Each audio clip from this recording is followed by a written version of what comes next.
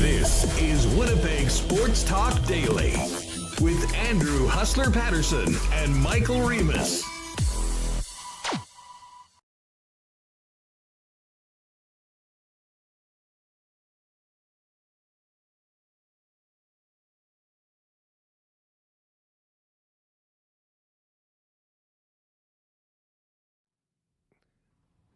What's going on, everyone? Welcome to another edition of Winnipeg Sports Talk Daily. Andrew Paterson, Michael Remis with you, and we have a packed show as the Jets hit the road, finishing up their 8-game homestand last night with a frustrating shootout loss to the Nashville Predators. UC Saros, star of the game last night for Nashville, holding the Jets at bay after arguably their best performance for 60 minutes of the entire 8-game homestand.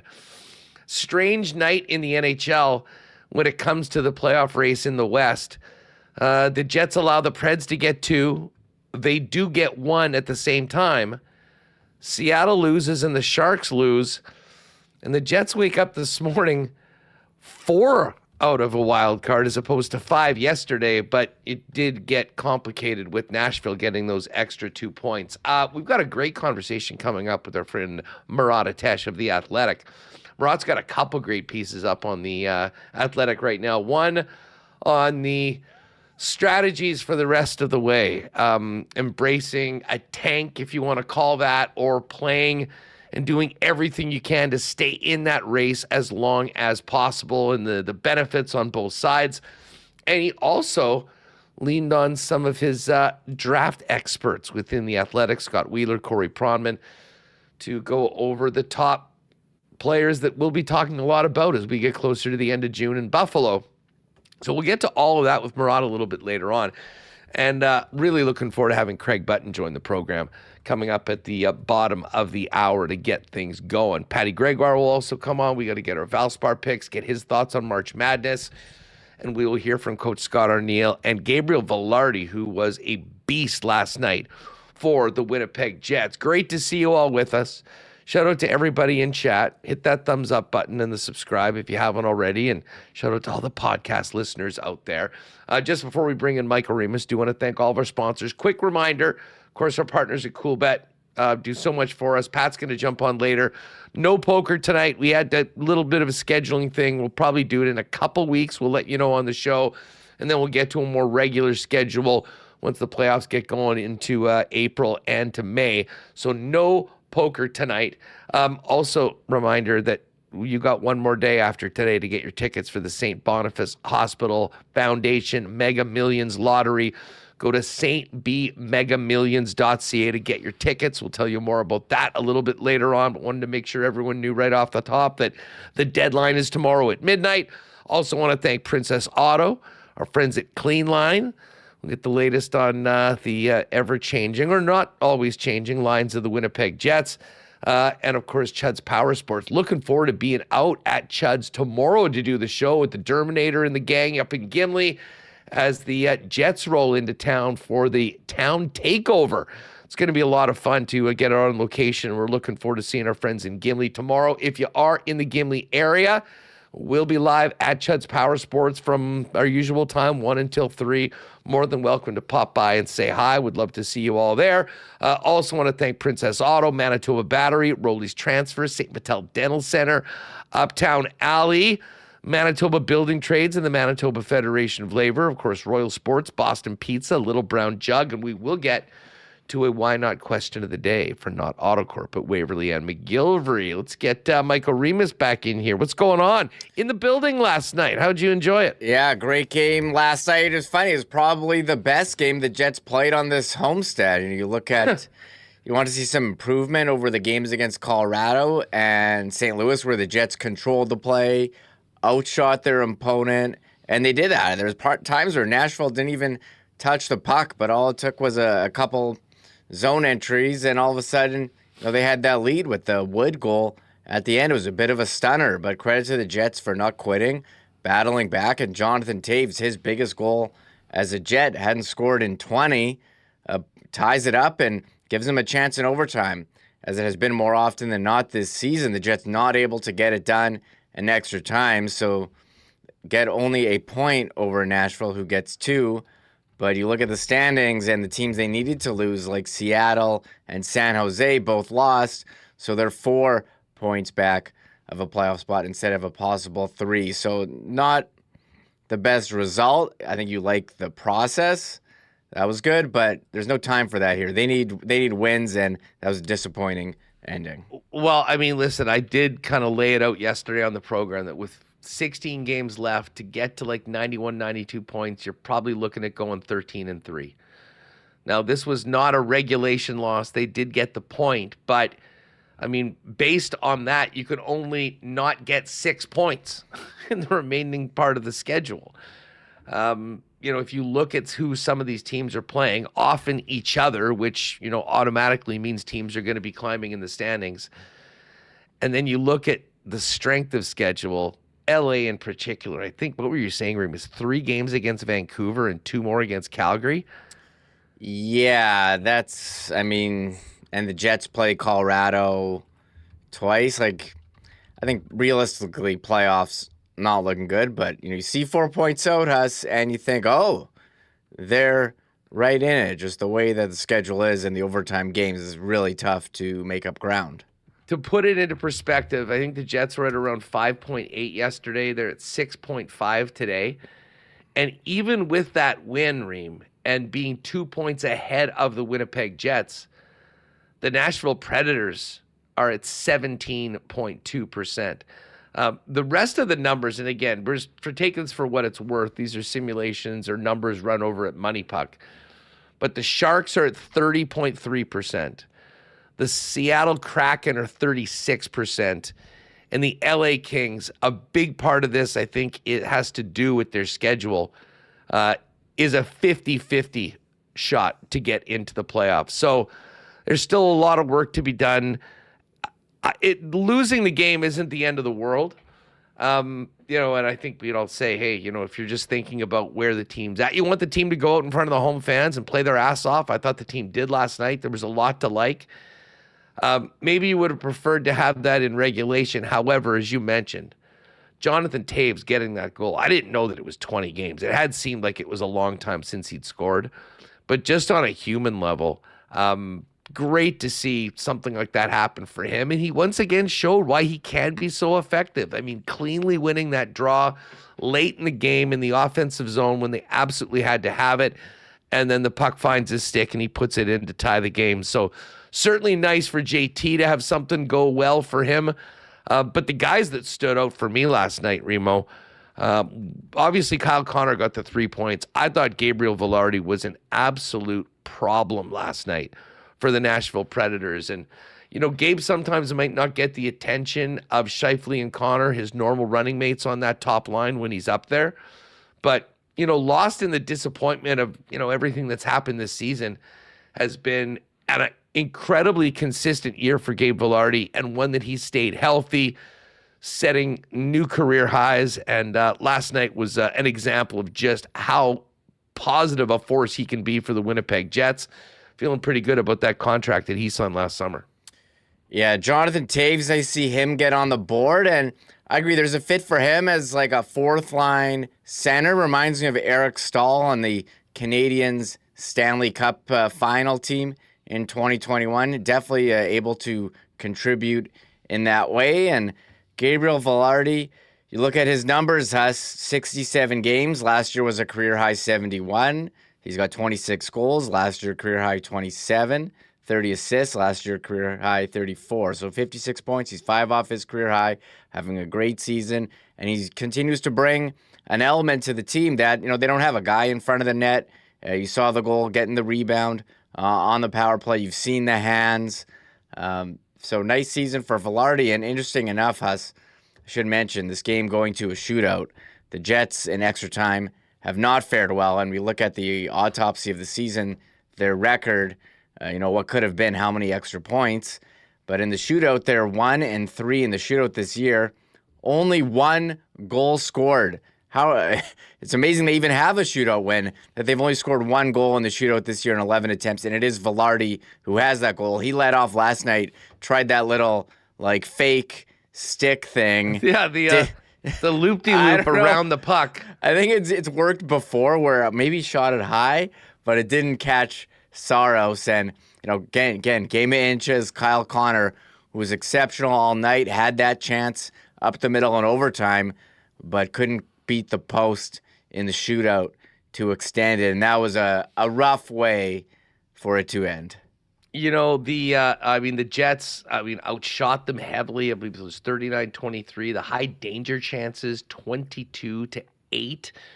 This was a game that the Jets certainly won on the old deserve to win a meter, but that's a very different thing than the NHL standings. So they get one, Nashville gets two.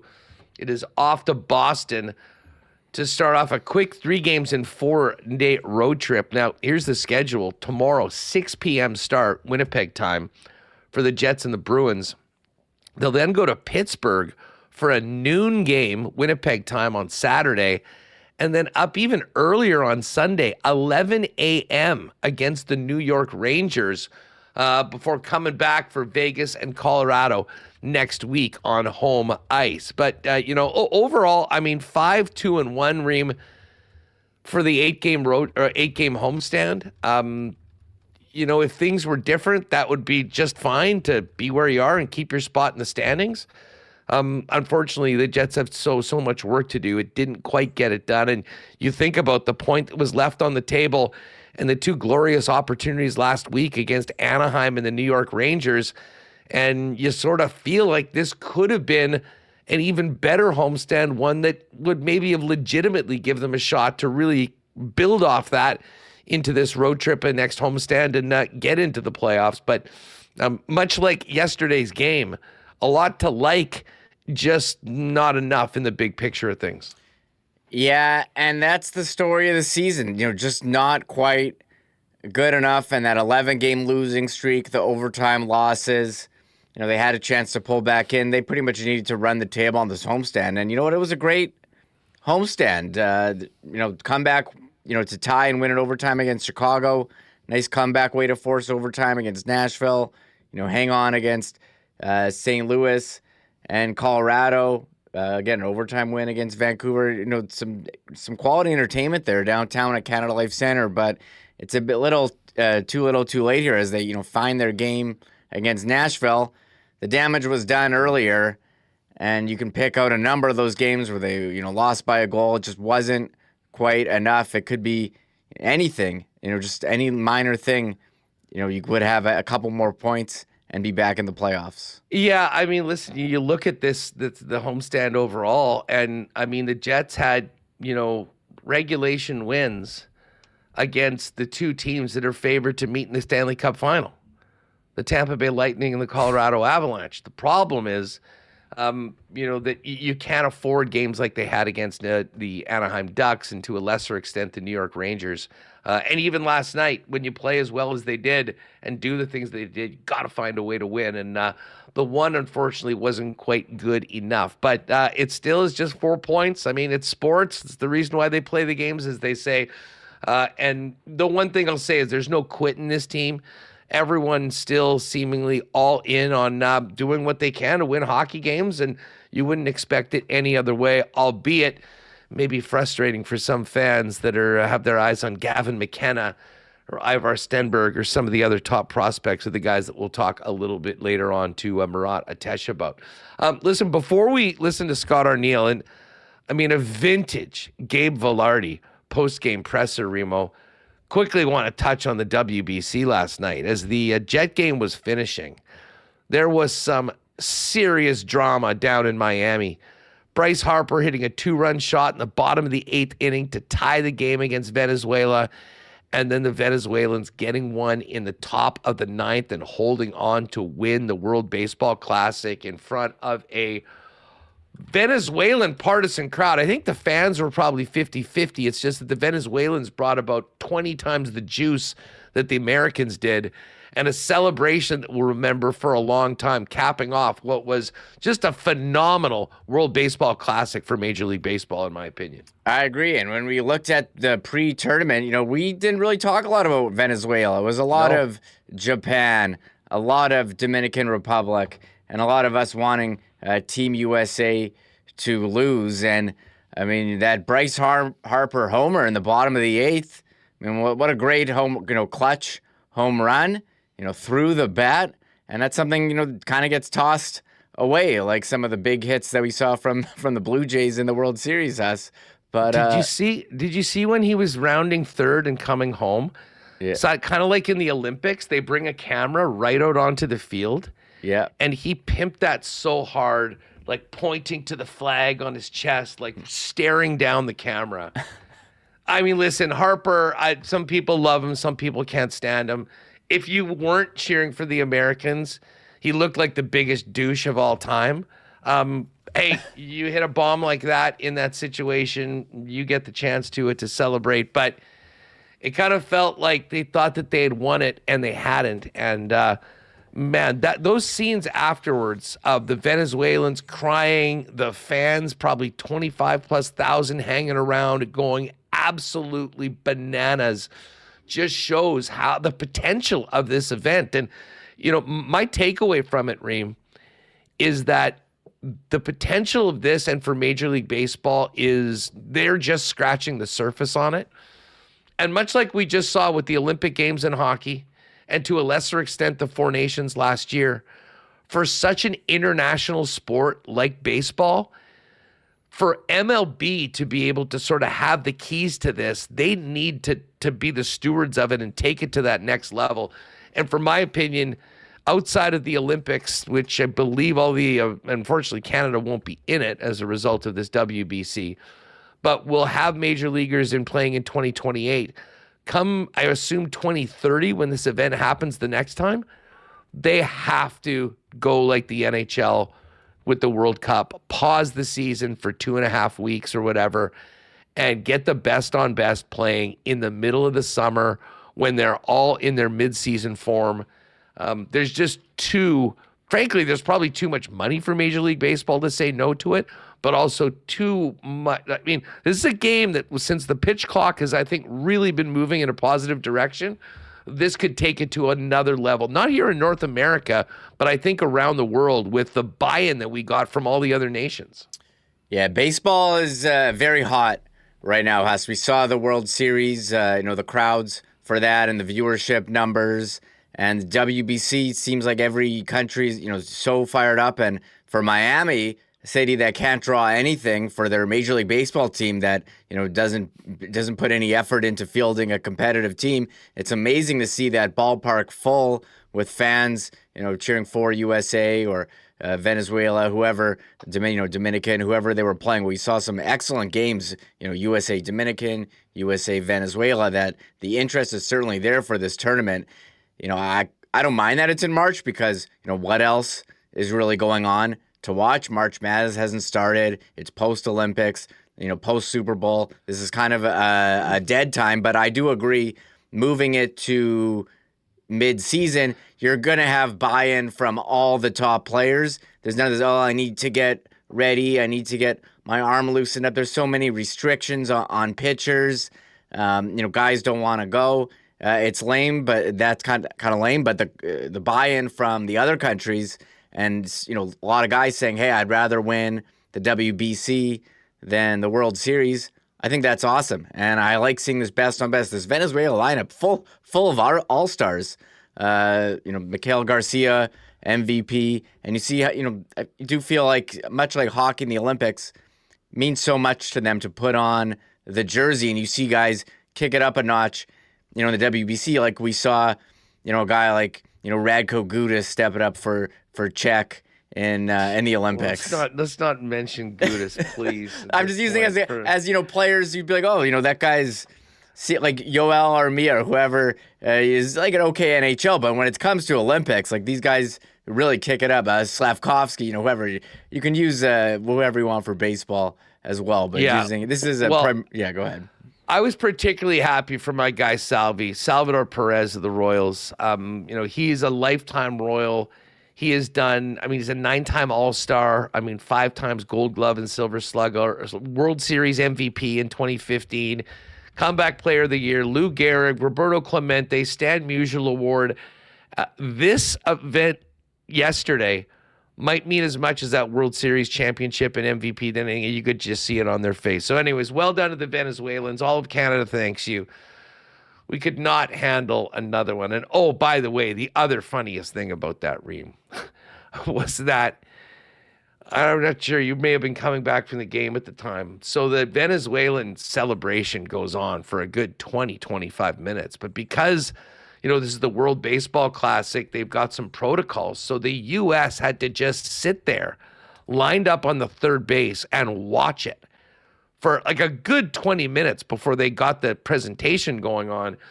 And then I think that line of the Yanks getting their silver medals must have taken another 20 minutes. And, the close-ups of all of them getting those medals probably was just what the doctor ordered for a lot of Canadian hockey fans. But they had to sit there and watch as the Venezuelans got it all. And, good on Bryce Harper. He did stick around afterwards and congratulate all the Venezuelans. But it was very clear that I think the Americans, starting with their bozo manager, Mark DeRosa, just were not locked in on this event like everybody else. And, you heard, what did he say? Oh, I was doing the Padres right by only bringing up Mason Miller if they were leading.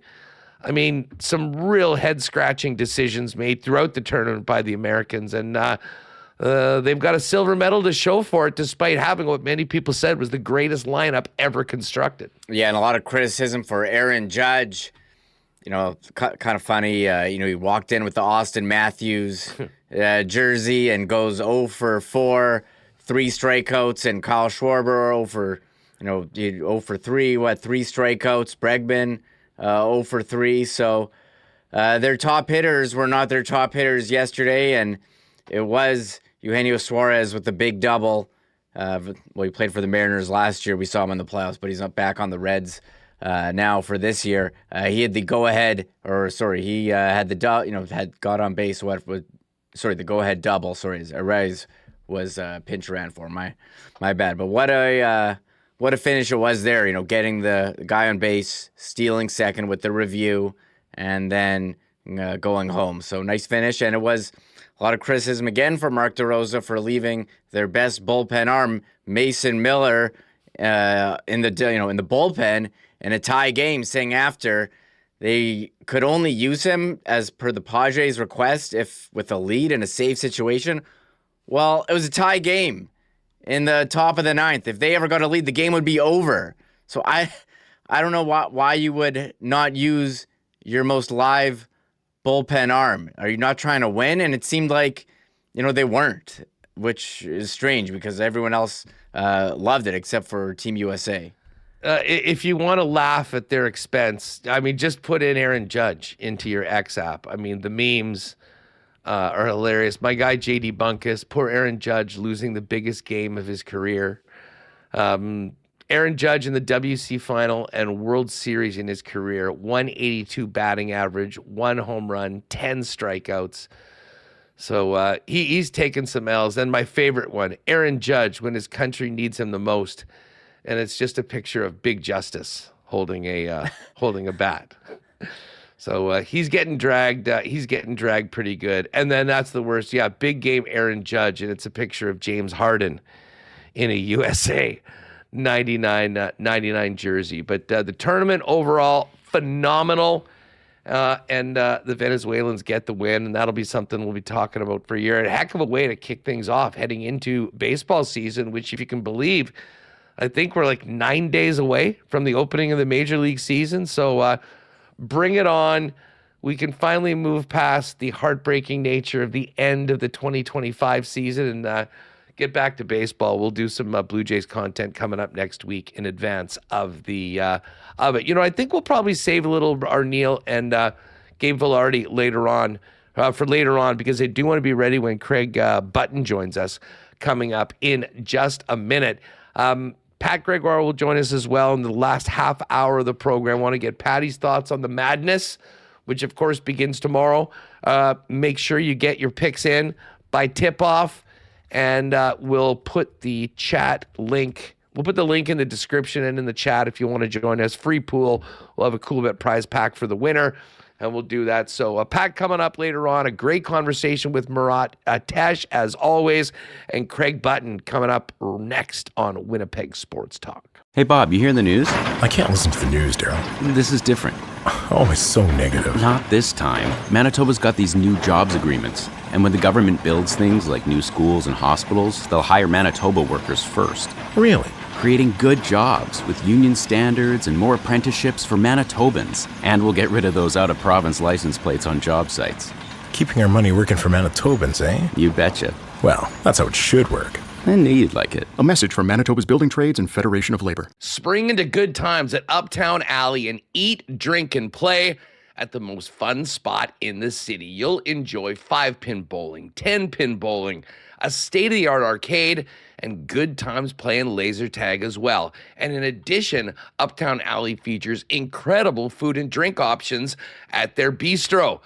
Pop down to Uptown Alley with your group or make it a party. It's the best place in Winnipeg for birthday parties for kids, teens, or adults, and an amazing spot for corporate events where you just simply pick your activities, any of your add-ons, what you'd like to eat, and the Uptown Alley staff takes care of everything else. For more information, go to uptownalley.ca, book a lane at 488-0000, or pop down and see him at 1301 St. Matthews Avenue. Got a move coming up?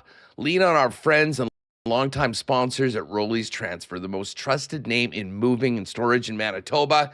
Now into their 7th decade with over 60 years of experience, family owned and operated. Head over to their website at roleys.com to find out all about their services serving Winnipeg and southern Manitoba. In the top right corner, you can click on Request an Estimate. Use the promo code WST for a special discount on moving services and moving supplies, and then simply let them know when you're moving, where you're moving to, and what needs to be moved. And the friendly staff at Roley's will turn it around quickly and get you a great quote to get you locked in for the white glove treatment that they've been famous for now for over 60 years in Winnipeg. For all your moving needs, make it Roley's Transfer, the most trusted name in the game. Find out more and request an estimate today on your next move at roleys.com. Has it been a minute since you've been to the dentist? If it is, our pal Doc Carey and the wonderful staff at St. Vital Dental Center would love to see you. They've been taking care of generations of Winnipeggers and Manitobans in St. Vital for years, and have now moved into a beautiful new facility at 167 St. Anne's with state-of-the-art equipment and convenient free parking right behind the building. They'll handle customers and clients from 6 months to 99 plus with a full array of dental services, from cleanings and checkups to surgeries like dental implants. Dr. Terry and the gang can absolutely do it all. We'll do it with a smile on their face and make your smile look even better than it's ever been. Go to stvitaldental.ca online to make an appointment. Pop into St. Vital Dental, get that girl taken care of, and tell them the boys at Winnipeg Sports Talk sent you. All right, so Craig Button coming up in just a minute. We'll have Coach later on if we've got time, but let's hear some of Gabe Vilardi. He was a menace last night. Goal, assist, playing a big role, bouncing between a couple lines. Here's what Gabe had to say about the tough shootout loss last night for his squad. I think, we had a lot of shots. We had a lot of opportunities to score. What did I see, in terms of what we did well to get those chances? Sure, yeah. I thought we did a good job with our old zone play. Getting pucks to the D, guys were moving. Had a guy in front a lot of the time. I had a lot of chances. Why does it seem like it doesn't take many opportunities for you to move back up onto that line with Kyle and Mark for you guys to generate and put the puck in the back of the net? I don't know. I don't have an answer. We played together for a while. I don't know. I don't know why that cracked me up so much, Reem. I heard Rennie on KNR talking about how maybe of all of the Winnipeg Jets, the most challenging player to interview is Gabe Vilardi. And obviously he had a great personal game, but the guy is intense and, was obviously feeling the disappointment of not getting that incredibly crucial second point. I like Gabe. He gives you well thought out answers. He doesn't give you standard stuff. He's trying to understand the question so he can answer appropriately. Big fan of Gabe in the post-game scrums. He wants to make sure that he's understanding the question clearly and give you the right comment. Yeah, I know. Listen, I mean, I don't want this to be taken the wrong way at maybe the guys that he normally plays with who are always playing together. But from what he said on this question that's been hit with him a few times, he's a guy that doesn't mind. Tell me where to go and I'm going to go and play and I'll do my best. Here's one more from Gabe. This is just on bouncing from line to line mid-game. It's happened so many times over the last month or two. I think it's just different roles, obviously, with Laos. You're expected to, you got the D-zone draws. You're playing against the other team's top line most of the time versus playing with Scheif. Obviously, more O-zone draws and expected to produce. At the end of the day, though, it doesn't matter who's on my line. I have high expectations of myself, and I think I can produce 5-on-5. So in terms of in-game adjustments, it's not that big of an adjustment. All right, there's Gabe Vilardi. We'll talk about him, the Jets, and more in and around this crazy race to the finish line of this NHL season. Craig Button coming up right now, and this segment is a presentation of Prairie Toyota dealers. Looking to dominate on the ice as much as your team does on it? Check out the Toyota Tacoma. Its standard I-Force engine boasts an impressive towing capacity of up to 6,400 pounds. In fact, it's the most powerful Tacoma ever. So whether you're hauling gear to the rink or heading to an away game, you can tackle it with ease. The available panoramic multi-terrain view monitor gives you a live underfloor view to navigate even the toughest terrain with ease. And when it's time to load up, the available power liftgate makes loading in your gear in and out a cinch. Experience power, capability, and convenience with the Toyota Tacoma. Visit shoptoyota.ca or your local Prairie Toyota dealer during Red Tag days from March through May. Craig Button back on WST. Craig, what's going on? Great to talk to you again. Yeah, it's always a pleasure to be on with you. Thanks for asking me to be on. I think with all that power in the Toyota Tacoma, maybe the Jets should have that pulling them along here a little bit down the stretch. You know what? It would have been nice to get the Toyota Tacoma to drag them out of that 11-game losing streak earlier this season with that power, and maybe we wouldn't be having the conversations we're having right now, and the team wouldn't be in the situation that they've been in. Remis and I, right off the top, we're kind of looking back at last night's game, and this 8-game homestand, Craig. You go 5-2-2. You beat the favorite in the East and the favorite in the West, and the Tampa Bay Lightning and the Colorado Avalanche. And yet you look at missed opportunities last week, a real dud against the Anaheim Ducks, a loss against the Rangers, and only getting 1 point in a game. You were clearly the better team last night, and compounded with some earlier problems. That's kind of why the Jets are in the spot that they're in right now. Yeah, well, when we write the book on the 25-26 season, and you just walk through the chapters. The chapters during that 11-game losing winless streak, we'll call it. This is, there was games there that they played well enough that, with like attention to detail here, attention to detail there, you win, you get more points. And, it's always fascinating to me when you look back at a season and people go, wow, what? You can look to a stretch of games and like, it doesn't have to be in that 11-game stretch, but you can look to games where you go, we had the lead, we lost. So think about the Minnesota game during the Christmas holiday.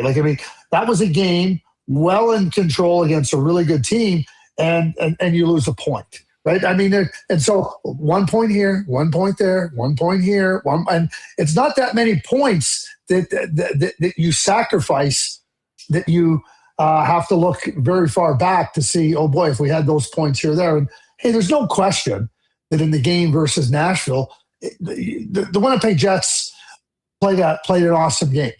Saros was the difference in the game. Saros was brilliant. That game would have been a blowout if it wasn't for you, Saros. But, last year, Winnipeg has a game like that. They just go, that's no problem. We got all these points in the bag. We won them. It's a different story this year with respect to where they find themselves. And certainly, you consider that the race, I guess you look at it and go, okay, there's still possibility, and you got to believe that. And Scott Arniel says it doesn't matter how we win, we got to find ways to win.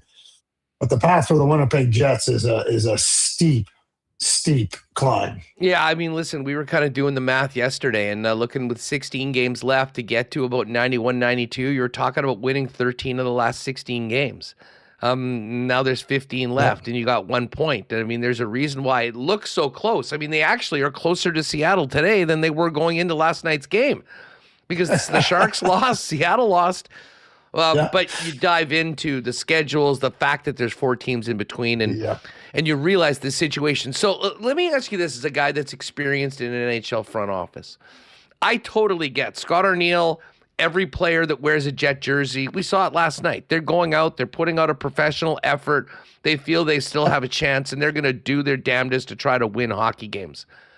Tell us about what is probably going on in the mind of Kevin Cheveldayoff right now and Jets management, knowing what we know, that it is going to be incredibly difficult to get across the finish line in a playoff spot, and the difference especially for a team like the Jets, from picking 13 or 14 as opposed to 4 or 5 or even getting lucky and being in the top 2.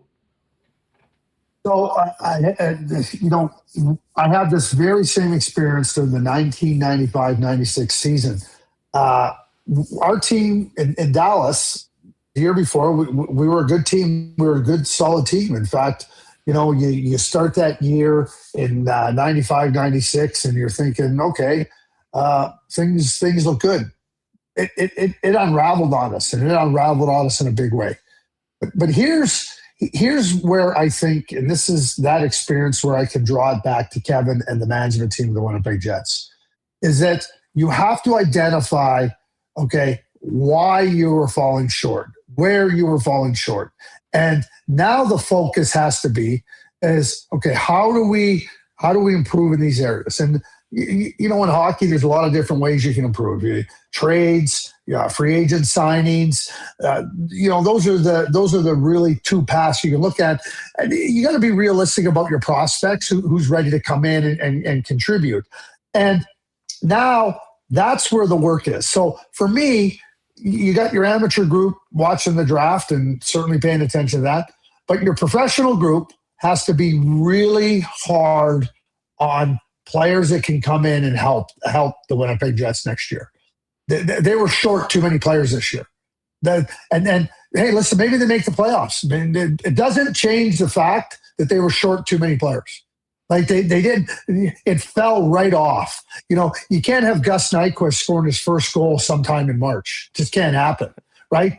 Yeah, well, it simply can't. I know Cole Perfetti got hurt, and Jonathan Toews trying to find his legs and everything. But there was when it dropped off, like it. And the way I look at it too is that when you're playing and you're pushing, and then when you don't have enough depth, you lose that. Then the next line's got to go out and try to find it. I see some real good balance now in the Winnipeg Jets lines. I guess we'll talk about Gabe Vilardi here in a little bit, but they didn't have that balance. It didn't feel like earlier. And it felt like if Scheifele and Vilardi and Connor didn't do their part, then nobody else was going to contribute. So you're Kevin and you're the group there. You have to be identifying players that you're realistic about acquiring. And you cannot repeat the same mistakes you made last summer, because the mistakes of last summer in trying to replace Nikolai Ehlers are part of the reason why the Jets find themselves in the place they're in right now. Yeah, I mean, listen, there was a lot of eggs in the Toews basket. Great goal for him last night. It was awesome to see, but that just hasn't planned out anywhere close to what they'd hoped. Adam Lowry, I think, has had a setback season after that injury at the start of the year. Yeah. And I mean, when your center ice position, has issues like that, I mean, it does put everything on the top. But Craig, just in the short term, listen, they're going out for these next 3 games. Like, at what point do you change the philosophy of the roster, play a few more young players, call a few guys up, and how challenging is that? With a more veteran team that's still probably, until there is an E beside their name, feels like they've got a chance. I don't think that the players are unrealistic about where they sit. And again, you're not going in and saying, "Hey guys, it's over. Like, we're gonna do this now." I think that Scott and the coaching staff have tried to find balance within their forward group, and I think that that's been a work in progress. And I see positive signs right now. And so now you try to, I think, when you're evaluating your team, you always want to try to be evaluating it when it's as close as possible to its capabilities. And so I look at the forward group now and I go, okay, I see a team perform. That's going to help Kevin Cheveldayoff and the management group. That's going to help them, because the worst time to be evaluating your team is when they're not functioning, because that's where big mistakes can be made. So the players are realistic. They know where they sit. They know where they're at. But there's also the issue. It's great to say call up the young players, but I don't think you call up young players to get experience right now. And when I say experience, I'm talking about experience, how fast the league is, how strong the players are, how quick you got to think, like how everything is operated on until you are eliminated or close to eliminated. The only players that should be coming up right now are players that you think have a realistic chance to be on your roster next fall. And when the E gets next to it, okay, it changes. It changes the dynamic. Young players coming up that aren't ready, like Braden Yeager's not ready to play in the NHL right now. You can't bring Braden Yeager up. You can't bring Colby Barlow up. You can't bring those guys in now. They haven't shown anything at the American League level yet that would warrant that. Now, when you get the E beside your name, and you got 4 games left, you see an E, you go, okay, we're going to give Braden and Colby a game or two here so they can feel what it's like to play at this time of the year and understand and help them in the summer. So I think that that's where you have to be with respect to what you're doing. I think that the players are competitors and they're going to try to go out and do it. And I think last night was a great example versus Nashville. But yeah, when you start to look at it and you go, okay, we're 4 points out and we got 5 games left and we got to climb over 4 teams. That's when the other players when your older players, your good top players go, okay, we get it now. We get it. Yeah, I mean, listen, like there's so many, and people have been saying this since the Jets sort of bottomed out in January. You hear the term tank all along. I mean, it's kind of easier said than done. I mean, I don't think Connor Hellebuck would react well to say, you know what, Connor, we're going to shut you down. Mark, Kyle, you guys are having a great time. We're going to ease back, get you some rest for a few games. I mean, that's just not the way any of these guys are wired. And it's probably a real challenge, as much as we know the benefits of maybe an extra couple regulation losses before the end of the year. Because, Craig, with the draft and where the Jets are, and there's so many teams that are relatively close to each other, you go on a late winning streak that takes you from 5th to 10th, it can have a major impact, not just on your chances of the number 1 pick, but where you're slotted in a draft that seems to have a pretty good core group of players in the top 10. There's no question. And I've started to talk about the draft this way. People ask me, how good is the draft?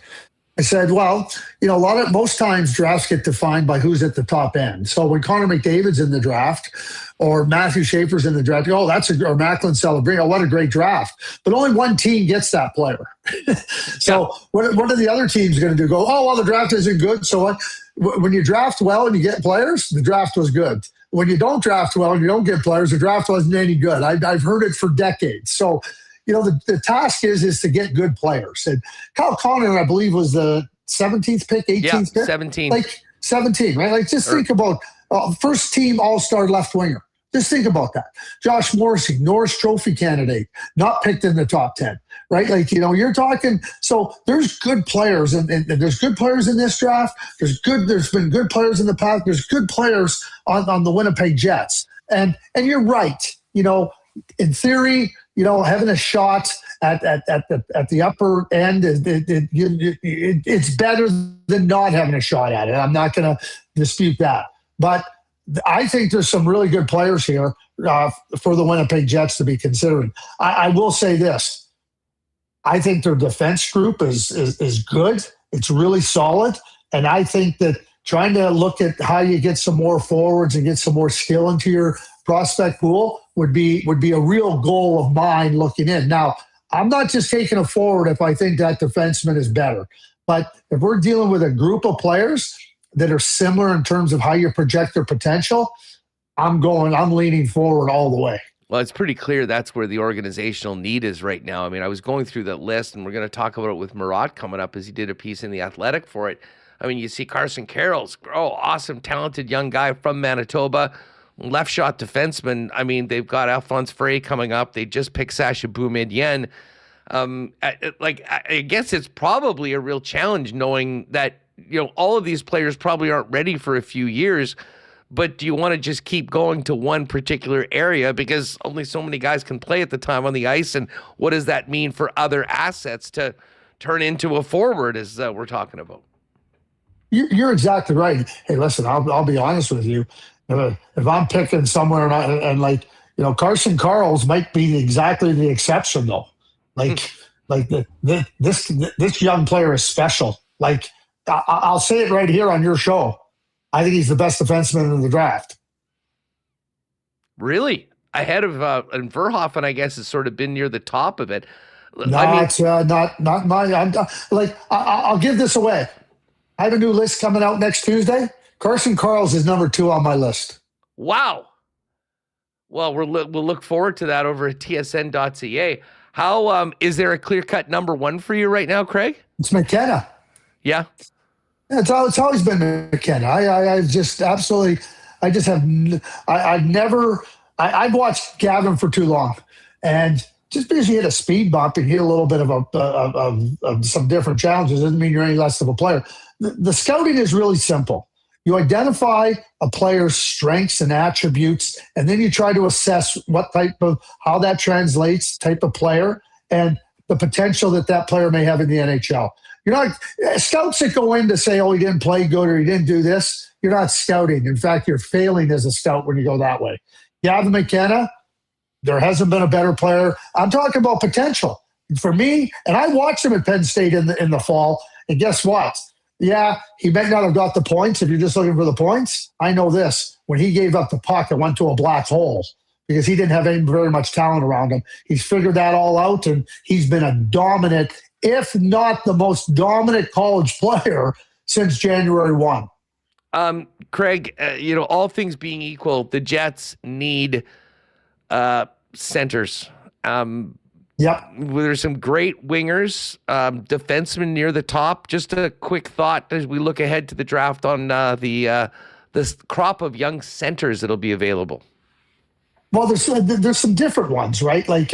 Obviously, you can start off with Caleb Mahaltra, who I think is a really, really good center. Vigo Bjork. I think Vigo Bjork is an outstanding. But now you're in a little bit of a different debate. Vigo Bjork reminds me a lot of Braden Point, and so when going back in time, but Vigo Bjork isn't the biggest of guys. So do you take somebody that might be a little bit bigger? Ty Lawrence, really good two-way center. Oliver Savanto, really, really good hard-nosed Finnish center, and he's big and he's hard. And so you got these 4 centers that I look at, right? And I go, well, geez, for me, they've separated themselves, and you better not eliminate Marcus Ruck, who happens to be leading the Western Hockey League in scoring. His twin brother Liam plays on the wing. So there's 5 centers, and I can name you 6 defensemen, and I'm not even talking about McKenna and Stenberg yet. That's 13 players I just named really easily. that gets you to 13. And there's others after that I think highly of. Well, you look at the Islanders, they were 10th going into the draft lottery and have Matthew Schaefer right now skating for what's probably the first of a 20-year career on Long Island if they can keep him around. I want to ask you a couple things on elsewhere in the league, but just bring it back to the Jets. We were talking about Gabriel Vilardi, and it's interesting. A topic here in Winnipeg, throughout the years, the team has kind of struggled, has been about breaking up the top line, and in particular, splitting up Scheifele and Connor, which has never really happened, and I'm not really sure why. I mean, those two have played together more than any. They've been dynamic together. There's always the argument that could you get more out of both lines if those guys weren't there, but Gabriel Vilardi's been the one guy that's, when they need the offense, they put him up there. Other times they'll bring him back, let Iafallo play up there. He's been healthy. He's been consistent right now. How much of a step forward in your mind has Gabe made, really over the last couple seasons, but where he is right now amongst NHL wingers and guys that can do so much damage down low? Well, you talk about how hard it is to play down low. So Gabe is a smart player. He's a heavy player.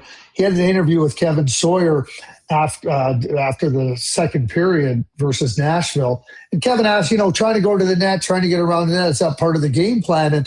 And Gabe wasn't being dismissive. He said, listen, if you want to score in this league, you got to get around the net. There's no new game plan. It's what you got to do. And so Gabe has those quick hands, those fast hands, that weight to himself, the smarts. He shows up.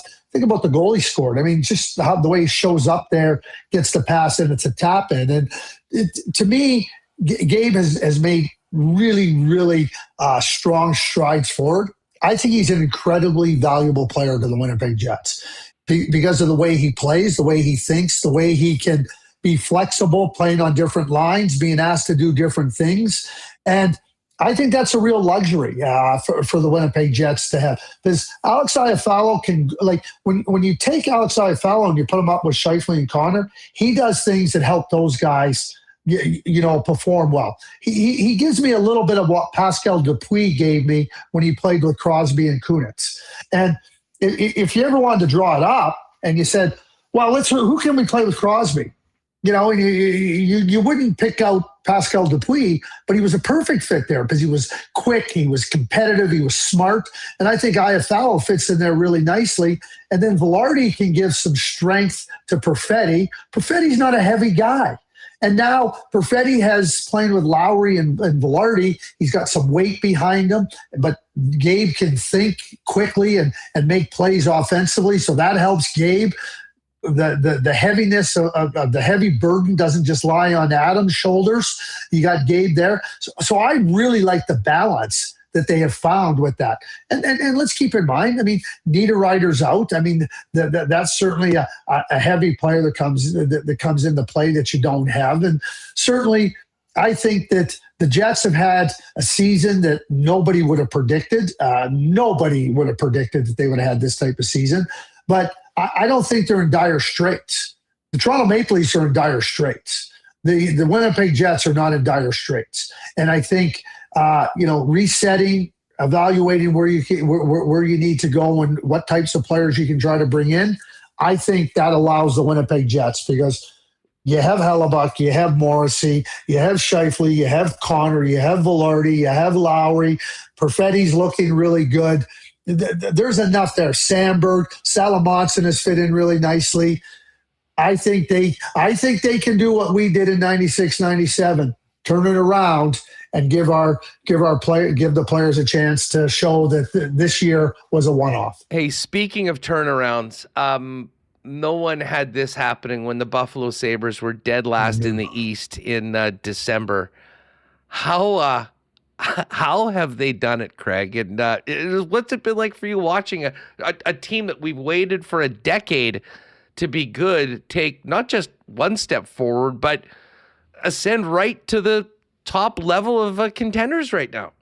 And they are a contender. There's no question. I watched their game versus Vegas last night, and it's a 1-0 game, empty net goal at the end, and a team that they went 8-7 versus Tampa Bay because that's kind of the way the game was dictated. They have to try to, and then they go right into Vegas and beat them 1-0.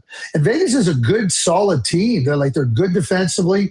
They had their offensive looks, but Luukkonen, I will be straightforward with you. If I had the answer to why the Buffalo Sabres were able to make a turnaround and after just changing the manager, I would be offering my services to other NHL teams, and I'd be making a lot of money if I had the answer to that. And everybody's trying to find that answer. The Buffalo Sabres, who have had skill and have had some talent in the past, and we've wondered why haven't they taken steps. I mean, it's a great story. Buffalo's a great hockey market, and I don't know if there's any one area you can pinpoint as to the reason for the turnaround. Well, I mean, when Adams got canned, they had actually won 3 games in a row. I mean, that was right around the time where they played the Jets twice in a week, and the Jets didn't even show for the game in Buffalo, came back and beat them in Winnipeg, I think, on December 5th.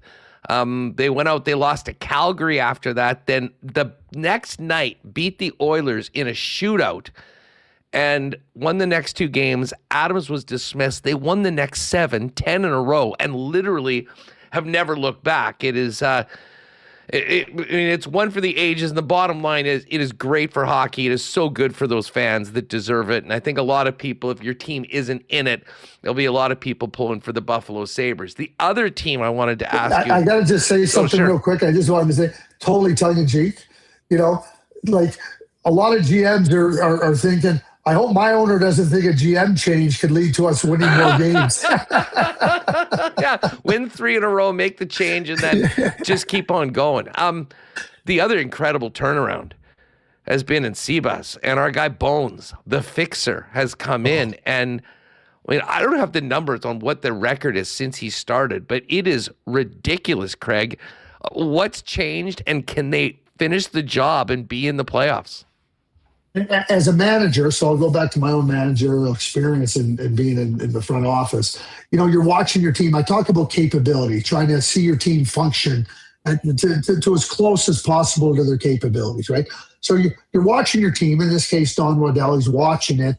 And I have a saying, you have to see your team as it is, not as you hope that it was or wish that it was. But at the same time, if you're assessing it properly through a clear lens, and you go, wait a second, our team isn't functioning right. Our team isn't, okay, so what can we do? The constant dialogue between coach and manager, it's all ongoing. Okay, what can we do here? What's frustrating you? What type of change can we make? That's an everyday, maybe multiple times a day conversation. So Don Waddell looked at it and said, I think our team is underperforming. That's all ultimately where he got to. And there's a lot of managers in the league that you're trying to work through this and you believe in your coach. But then you start to say, okay, if we did make a change, who would come in to make the change? I think it's not easy, but I'm going to tell you, the easier of the two is to say we're going to change the coach. The hard thing is say, okay, who's coming in? And I think Don Waddell identified that his team needed a change in coaching. And then he identified, okay, what do we need? And he identified Rick Bowness. I think it's one of the great managerial moves of this year. He trades now for Connor Garland, and now that seems to have sparked Sean Monahan. But everybody in Winnipeg knows what a high-quality individual Rick Bowness is. Everybody knows that he's a really, really good coach. And when I hear the players in Columbus talk about Rick, it doesn't surprise me one bit about how much he has gone, the extent that he has gone in there and helped the players not just be better, but believe that this is real. And I think that that's the hardest thing for a manager is to look and say, okay, I got to make a change here. But then you go and get the right guy. Don Waddell, wow, what a move. And, I do want to tell you this, on March 22nd, there's going to be the Bonus Bowl. Ryan Bowness is the assistant general manager in Long Island, and Rick is the coach in Columbus. They're playing one another. I have no idea the rooting interest is going to be of Rick's wife, Ryan's mother, during that game. Oh, Judy. That could come down to a play. Yeah, Judy, it could come down. Well, she's going to hope that both of them find their way into the playoffs, but it's just wild. Yeah. I mean, the Blue Jackets are 1 point back of Boston and Detroit with the game in hand. They're only 2 points back of the New York Islanders for third place in their division. So there's a few paths for Columbus to get in as well. And I'll tell you what, if they keep winning at the rate that they're going, they're going to be in there. Just, it's, they've lost a few in overtime, but they've been great at getting points. It's been really fun. The East is just crazy, Craig. I mean, who could have imagined Buffalo, Montreal, Boston, Pittsburgh, the Islanders, and Columbus being all these teams in the playoffs, and some of the teams that we thought were Stanley Cup champion or material being out. It is it's going to be a fun ride to the finish line. When's the new Craigslist coming out? Next week? Next Tuesday, the 24th. Cannot wait. I told you who's 1 and 2. Hey, you know what, Craig? Normally we would prefer to be obsessing over potential playoff matchups, but I can tell you that Craigslist is going to get a little more work this March in Winnipeg than maybe last year when the team was winning the President's Trophy. Thanks so much for the time. We always love having you on the program. Great chat, Craig. Yeah, I really appreciate you having me on, so thank you very much. Let's do this again soon. There's Craig Button next Tuesday, tsn.ca, the next Craigslist. And it was a nice little nugget. Carson Carroll's shooting up Craig's board. I mean, he's a guy, we talked a lot about in and around the World Junior Hockey Championships as he sort of emerged on the scene. And, he's from Cypress River, Manitoba, farm boy, farm strong. Really interesting backstory, and not going through the route that a lot of the hotshot draft picks, but kind of taking the WHL by storm right now. And wouldn't that be cool to get a local player in that pick? Although who knows whether he'll be there considering how high he's up on Craig's board. All right, Murat's going to come up in just a minute. Folks, we have one more day to get your tickets to help the St. Boniface Hospital Foundation and help you potentially be Manitoba's next millionaire. Tomorrow night at midnight is the deadline for the St. B Mega Million Choices Lottery. So I urge you, count yourself in. Do not miss out and get to stbmegamillionchoices.ca right now and get your tickets. Of course, all the money goes to the incredibly important research initiatives at the St. Boniface Hospital through the St. Boniface Hospital Foundation. And someone is going to be the grand prize winner with their choice of one of 5 incredible dream home packages worth $1.5 million, 4 in the Winnipeg area, 1 in Victoria, BC, or $1.25 million cash, tax-free.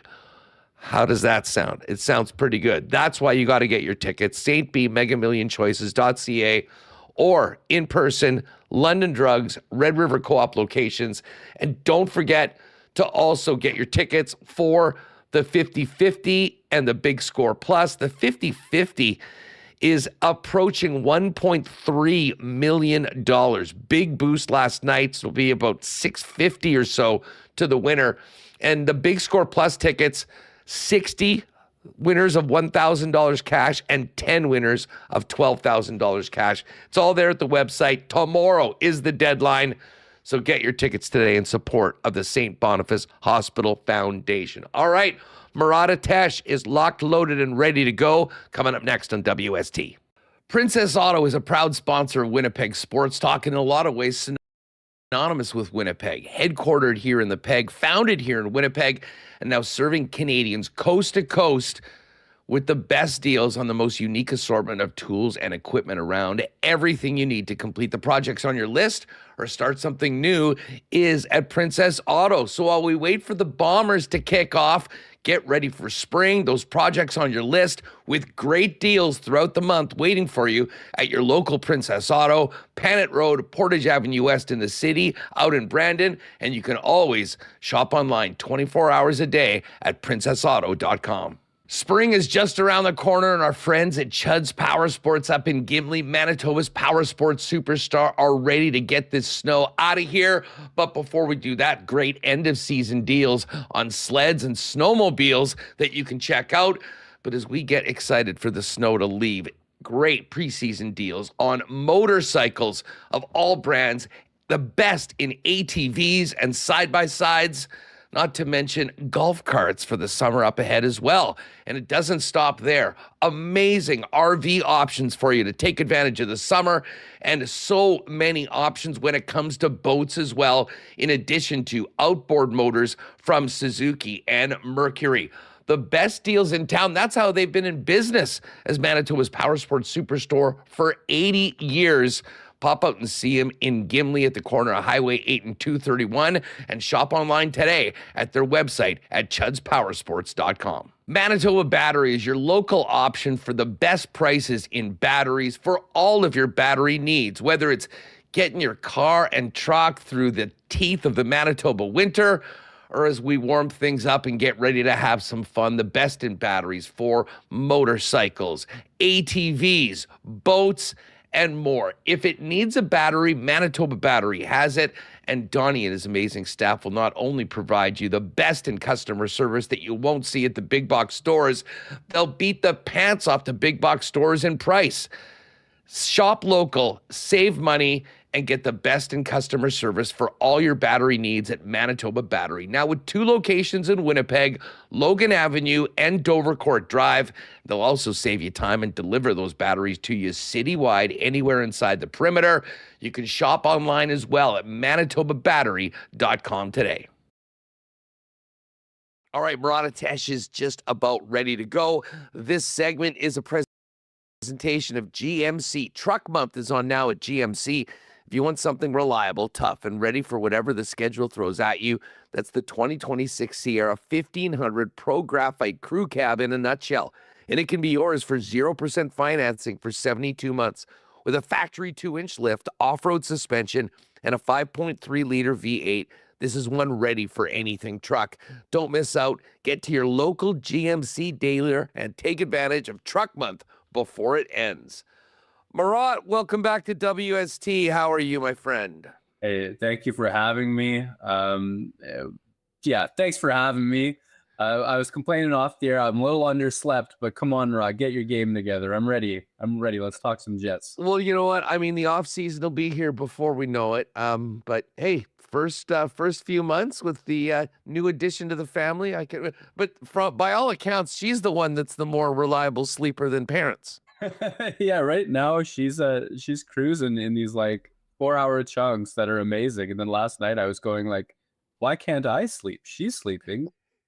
And then I realized like, okay, well, when she does get up, Haley's feeding and all that sort of stuff. So I guess I'm complaining to you and all of your listeners because I'm not going to go to Haley and say, you know what?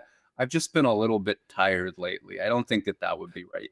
Well, you know, it's giving you some time maybe in the middle of the night to crank out a bunch of great Jets content over at The Athletic. Just before we dive into a couple of really interesting recent pieces that you put up at theathletic.com, thoughts on last night's game? Pretty good performance, I thought, by the team, and yet did not get the 2 points that certainly the guys in the room so desperately were looking for. Yeah, if you're looking for reasons to believe, you want to see them carry the play against a team like Nashville, which is exactly what they did. As opposed to kind of Colorado had the puck most of the game. St. Louis had some pretty good stretches too. Well, here Winnipeg was against a team neck and neck with them in the standings, and they were controlling the flow of play. They were doing all the things right. Now they had a power play advantage, but those penalties were real no matter how much Philip Forsberg complained about them each time they happened. They were a good team. They generated chances and all of that down the line. They just couldn't get away from a couple key moments. Forsberg's rocket of a one-timer, etc. But for me, like, I don't think that this team is going to make the playoffs, but if you're looking for reasons to believe in their process, you saw more of them, I think, against Nashville because they just had so much of the puck than you did over the weekend. Well, and the irony of the whole thing is, Murat, that, you know, this race is somewhat of a turtle race, if you will, for this 8th pick. I mean, even in a game that they absolutely had to have, you look at the numbers. I mean, that's a must win. they don't win, but they get a point and end up actually getting 1 point closer, and now we're only 4 out of a playoff spot. Now, there's a lot of other things that move in, a lot of teams playing each other. There's a math that is not kind to the Winnipeg Jets, but 4 points back, 15 games to go. Are they still in this? I mean, they are still in this because the clock has not run out, and every second that ticks away, every game they have is another chance to sort of change the story of the season, and that's real. But like, their odds of gaining those 4 points and passing 4 teams, getting almost 5 spots, it's just tough. Note as well that if it's Seattle, if 4 points isn't enough, they got to get 5 points because Seattle has the regulation wins tiebreaker over them, at least right now. So I think at The Athletic, if Winnipeg had won last night and nobody else got any points, the Jets' odds would have skyrocketed to 20%, 1 in 5, whereas they're far below that now. But 4 points, you got to feel, if you're them, that you have a chance. Just win your games and handle it. And Hustler, the thing that you said about it being a turtle race, I mean, like, kind of true.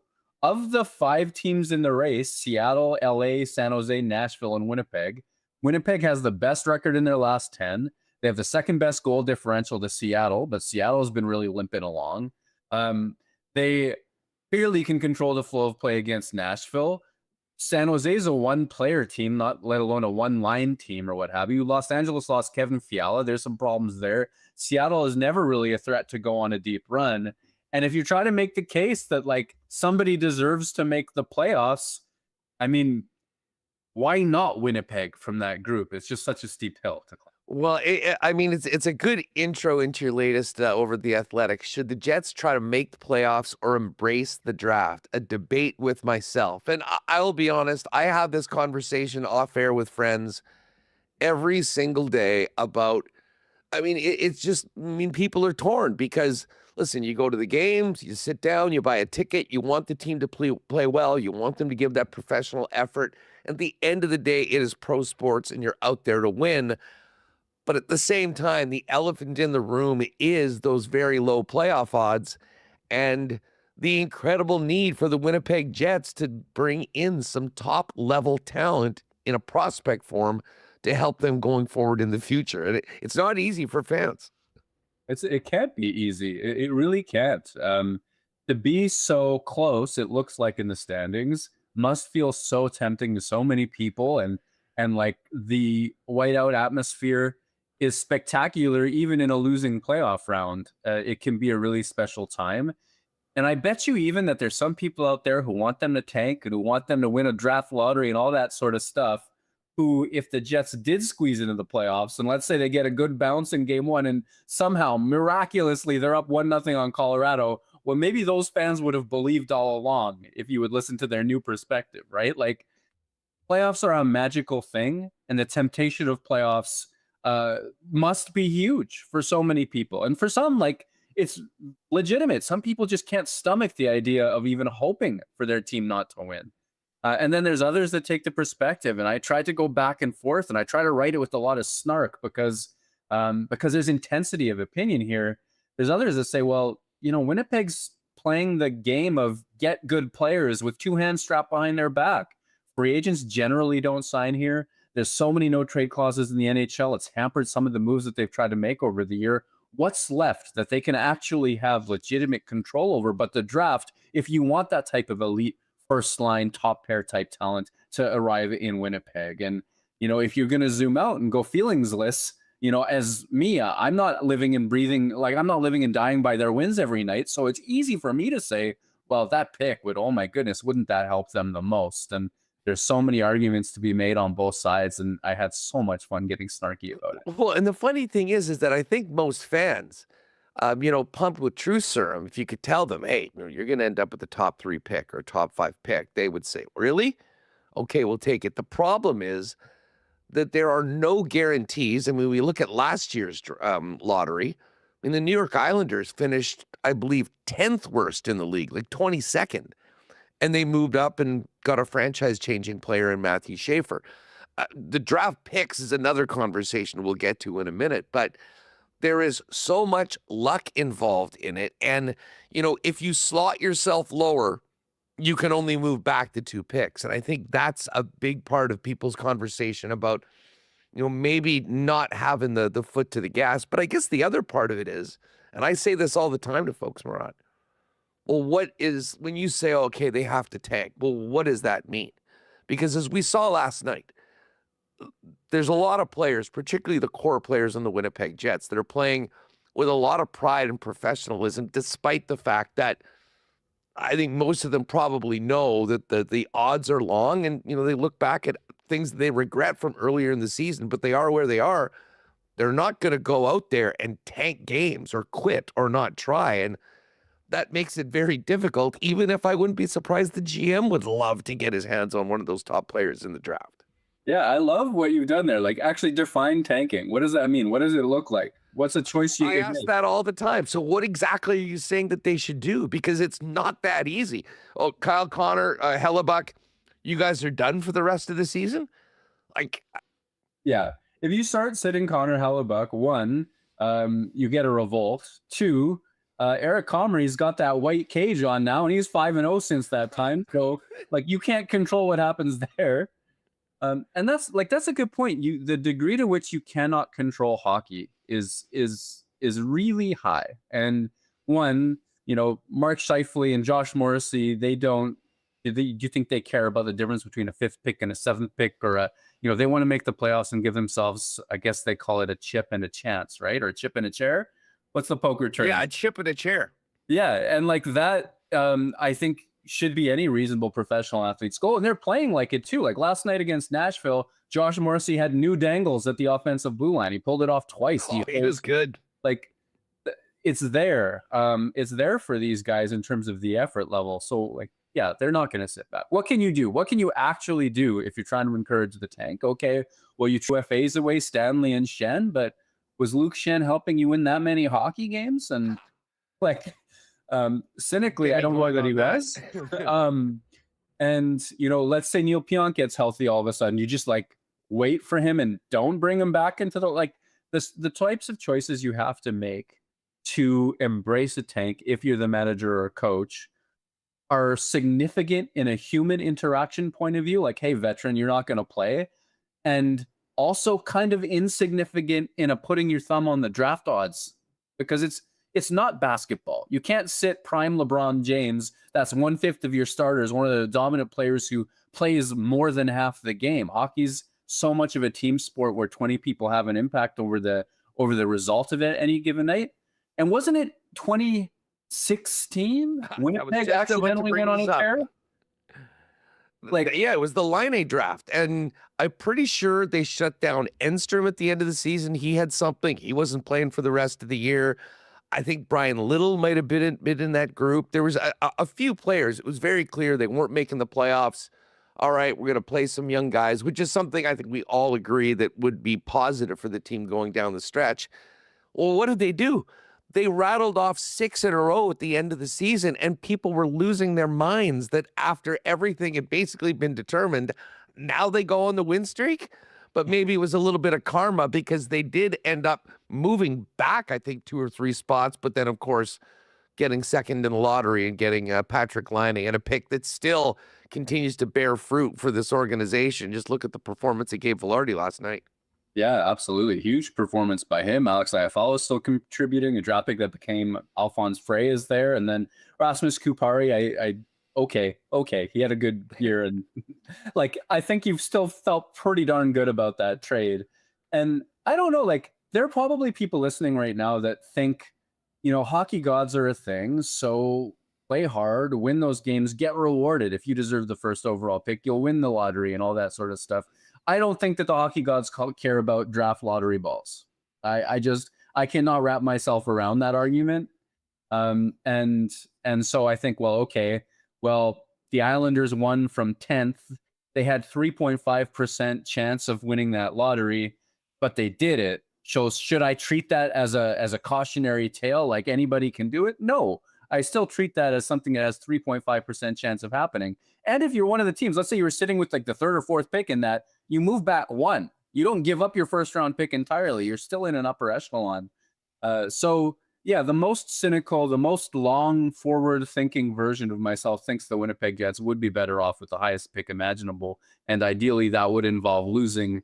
And nobody has to agree with that if you play for the Winnipeg Jets, because I understand that too. Well, the irony of it, and we were saying this in January where the team bottomed out, like, oh, going to make all these moves. Hey, this team on their own has gotten themselves into this spot. So maybe you just keep on going. I mean, from my perspective, I would like to see Rosine in a few different looks. I think they need to, get Morgan Barron's been playing great as of late. Like, let's see him with a few more offensive players. Like, I don't really see a downside on that.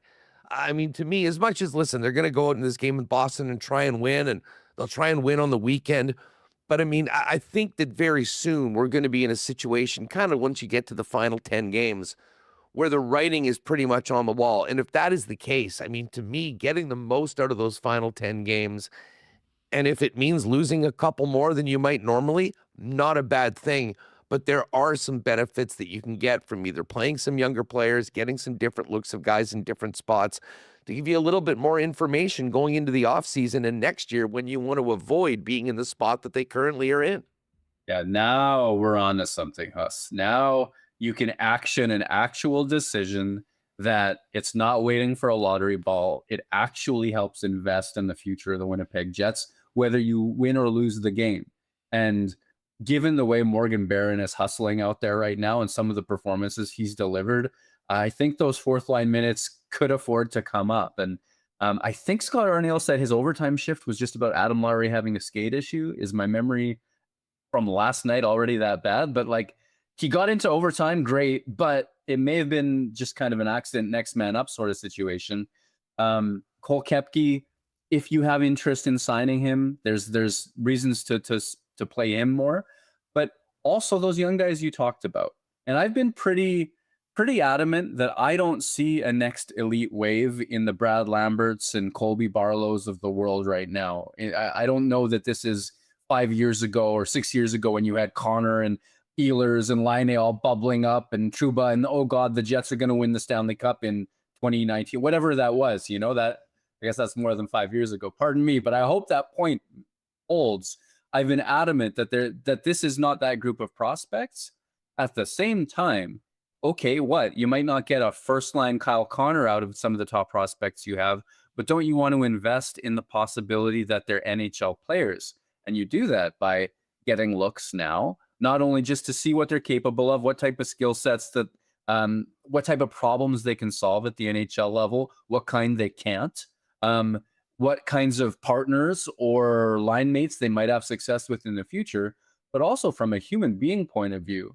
In a franchise where you are renowned for your commitment to letting prospects bubble under at the AHL first, where people talk openly about how, oh, hey, he's gone to the Jets, it's going to be a while, they're patient.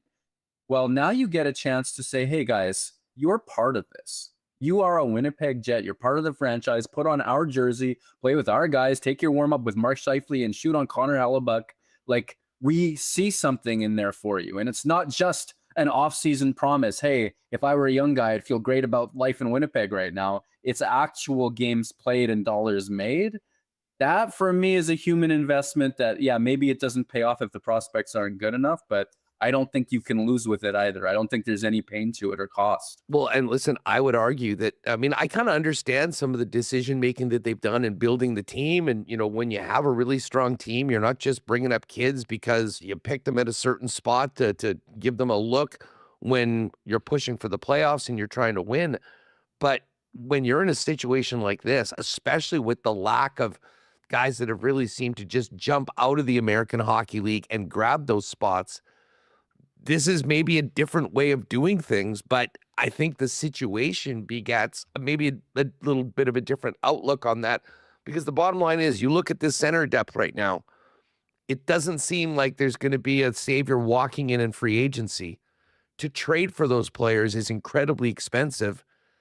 Anything you can get from within that can help you be a much better team next year is the best course of action. We don't know what's up with Jonathan Toews. Adam Lowry, you hope, has that bounce back season. Morgan Barron's got certainly a future, but there's no clear-cut 2C for next year that says this is going to be a lot different than this year. So, and I mean, I don't even know if trying some guys for the final 12 games of the season really changes that, but you might get a little bit more towards the goal of understanding the readiness as well as the quality of a prospect as to, where they're going to be down the road. Yeah, I think maybe there's a level of expertise theoretically, because these people who make these decisions know more about hockey than we do, right? Like maybe there's a level of expertise where they can say, you know what, there's no way in which a Morgan Barron could help us in a second line role, so let's not even try it. But I don't think that's true. Like I don't think that there's I don't think that hockey players are fixed points, especially kind of in their early and mid 20s. And Morgan Barron isn't 22. I think he's 26, 27 already. So he's not the youngest player that there is, but I think that hockey players grow and change and move and learn and all of those sorts of things. So I do think it's worth trying those sorts of experiments. And you look no further than Elias Salomonson right now. And the idea that he probably, if everybody had stayed healthy and this was a Stanley Cup competitive year for Winnipeg, I don't know he'd be playing minutes for the Jets right now. I actually don't think he would be, but they've broken the way that they have. He's played well, and they've had the right group of injuries. And now, you go game by game, and I had a chance to do this. I look at every shift he played for 7 games, and you see the signs that there's top 4 in him in the future. You also see what he can't do yet. He can get pinned. He can get eliminated on wall plays. There are things, but there are also so many strengths that he has that I don't know that Winnipeg would be able to have the confidence they can have now because they've seen him do it against NHL players. He's having really good games playing a top 4 role.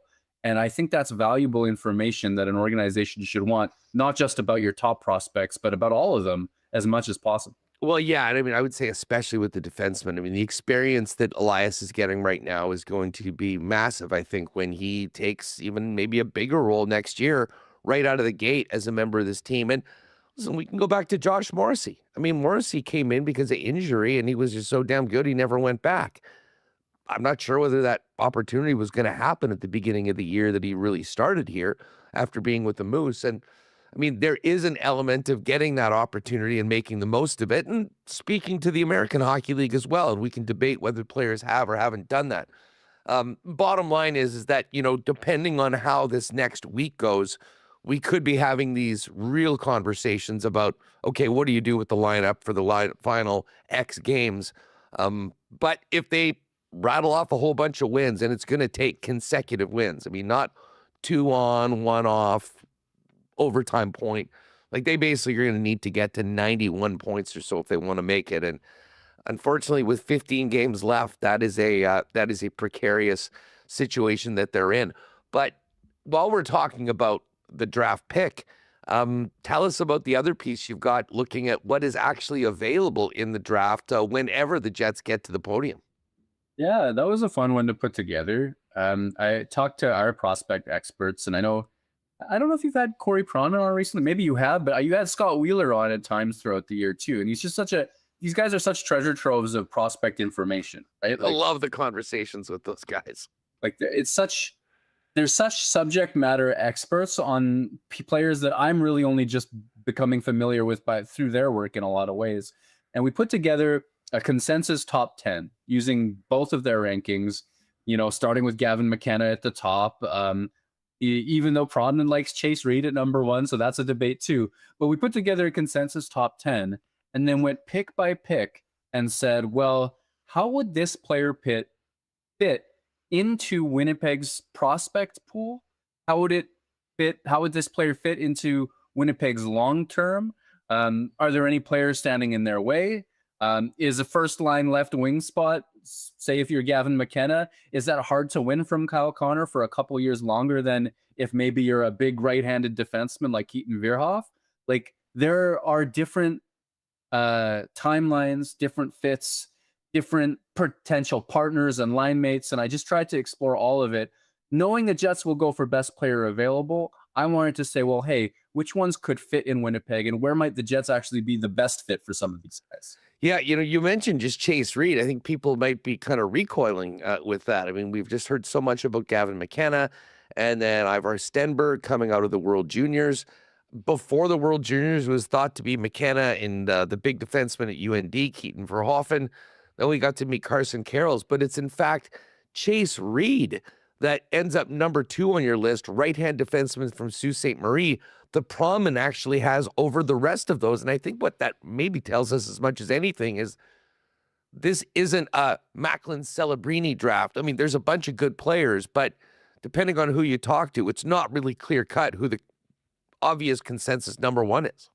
Yeah, that's a great point. And, in talking to Prodman and Wheeler and sort of discussing the idea that, okay, McKenna was seen as a front runner, but sometimes like each of them have wavered on whether McKenna should be number 1.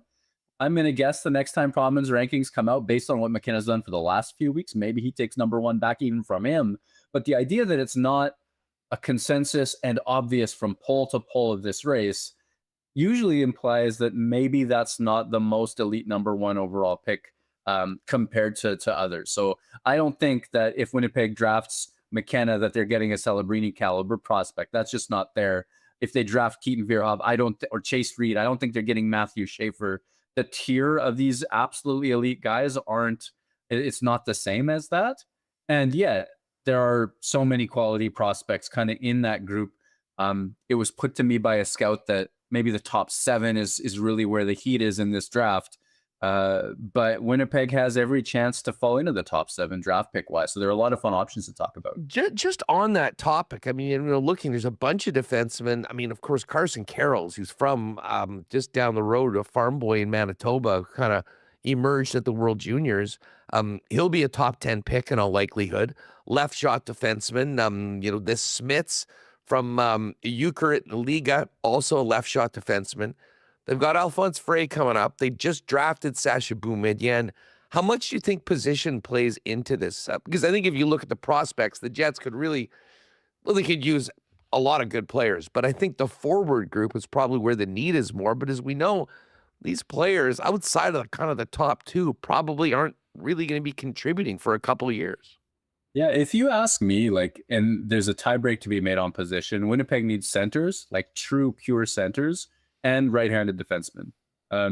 So if at any of these situations, Winnipeg's coming up and they've got a group of 3 or 4 players that they project equally, those are the types of positions that I think that they would ideally prioritize.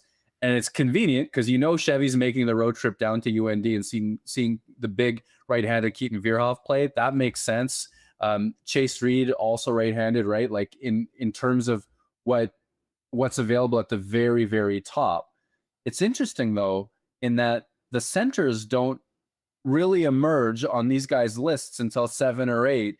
And that's where you get into the Tynan Lawrences at Boston University, or even Caleb Malhotra playing in the OHL, Manny Malhotra's son.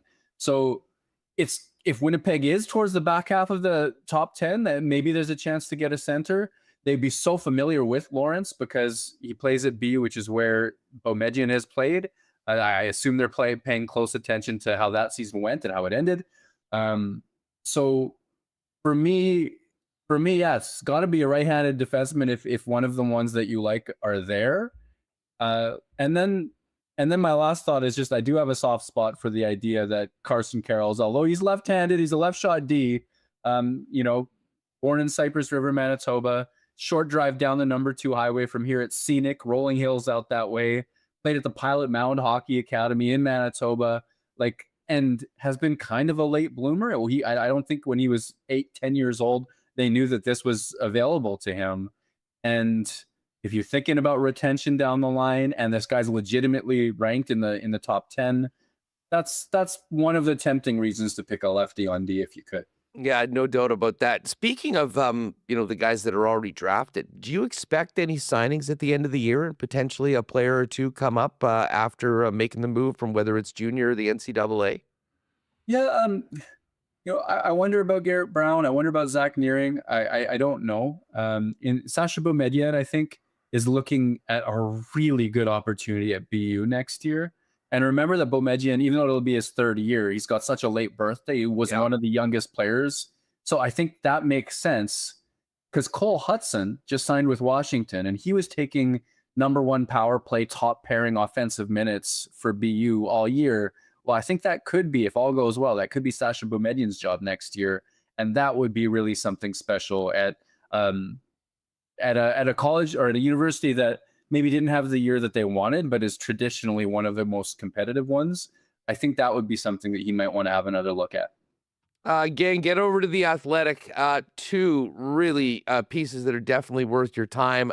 Judging the draft prospects by the Jets fit, who should Winnipeg pick? And then the question that we're all wrestling with, should the Jets try to make the playoffs or embrace the draft? The debate with myself. It's all up at theathletic.com. Murat, may you get some more consistent rest and sleep over the next little while. And I'll look forward to talking up with you next week as we see how this final 15 games goes for a team that still got a lot of work to do. Appreciate your time as always. Yeah, thank you, Ez. WST would like to thank our friends at Cleanline Plumbing, Heating, and Electrical for their support of Winnipeg Sports Talk throughout the Jet season. When we're doing the Winnipeg Jet lines, we do it with the gang at Cleanline, who are the leaders in Winnipeg residential and commercial plumbing, heating, and electrical services. Your one-stop shop with over 40 years of experience. And like the captain, Adam Lowry, has the back of his teammates, Cleanline has yours with 24/7 emergency services. So when you're in a jam at any time of the day, Cleanline has you covered. 204-500-2001 is the number. Write that one down, 204-500-2001 for 24/7 emergency services from the official plumbing service of the Winnipeg Jets. You can find out more online at cleanline.ca. Well, it's time to get ready for spring with our friends at Royal Sports, Winnipeg's sports superstore, family-owned and operated for over 50 years. And as we get the snow out of here, it is time to get back on the pitch. Royal is the soccer headquarters in town with more boots than you've ever seen. Not to mention great soccer merch from teams and nations around the world. Of course, we got baseball and slow pitch season coming up. They'll get you ready with gloves, bats, everything you need to dominate on it. Of course, they've still got hockey gear, snowboarding gear for those of you making the trip out for spring break, and the best selection of licensed merchandise for fans of the NHL, National Football League, NBA, and of course, Major League Baseball with Blue Jays season just around the corner. Royal Sports, 750 Pembina Highway. You got to see it to believe it. Get down there today and make sure to follow them on Instagram at Royal Sports Winnipeg for the latest merchandise drops and sale information. We still do have plenty of games to get to for the Winnipeg Jets season, and with many on the road, no better place to get together with your gang to watch the squad than your local Boston Pizza. Ice cold schooners, world famous BP wings, gourmet pizzas, and of course, Winnipeg Jets pick a player contest where you can win great prizes from BP every time the Winnipeg Jets score. So for the next game or the big game on the TV, head on down to Boston Pizza at your local BP location. Buckle up. And of course, if you are staying at home, you can get the great taste of Boston Pizza by ordering online at bostonpizza.com. All right, much more to come on WST. But first, a big shout out to our friends at Winnipeg's favorite local brewery, Little Brown Jug. You train day in and day out, learning new techniques, approaching new concepts, and living out the thrill of achieving your goals. Building a craft beer is no different. While you spend your hours on the ice, we spend ours here, brewing our trademark beer. Again, and again. Here's to pushing the status quo and challenging ourselves to build something memorable. 1919 by Little Brown Jug.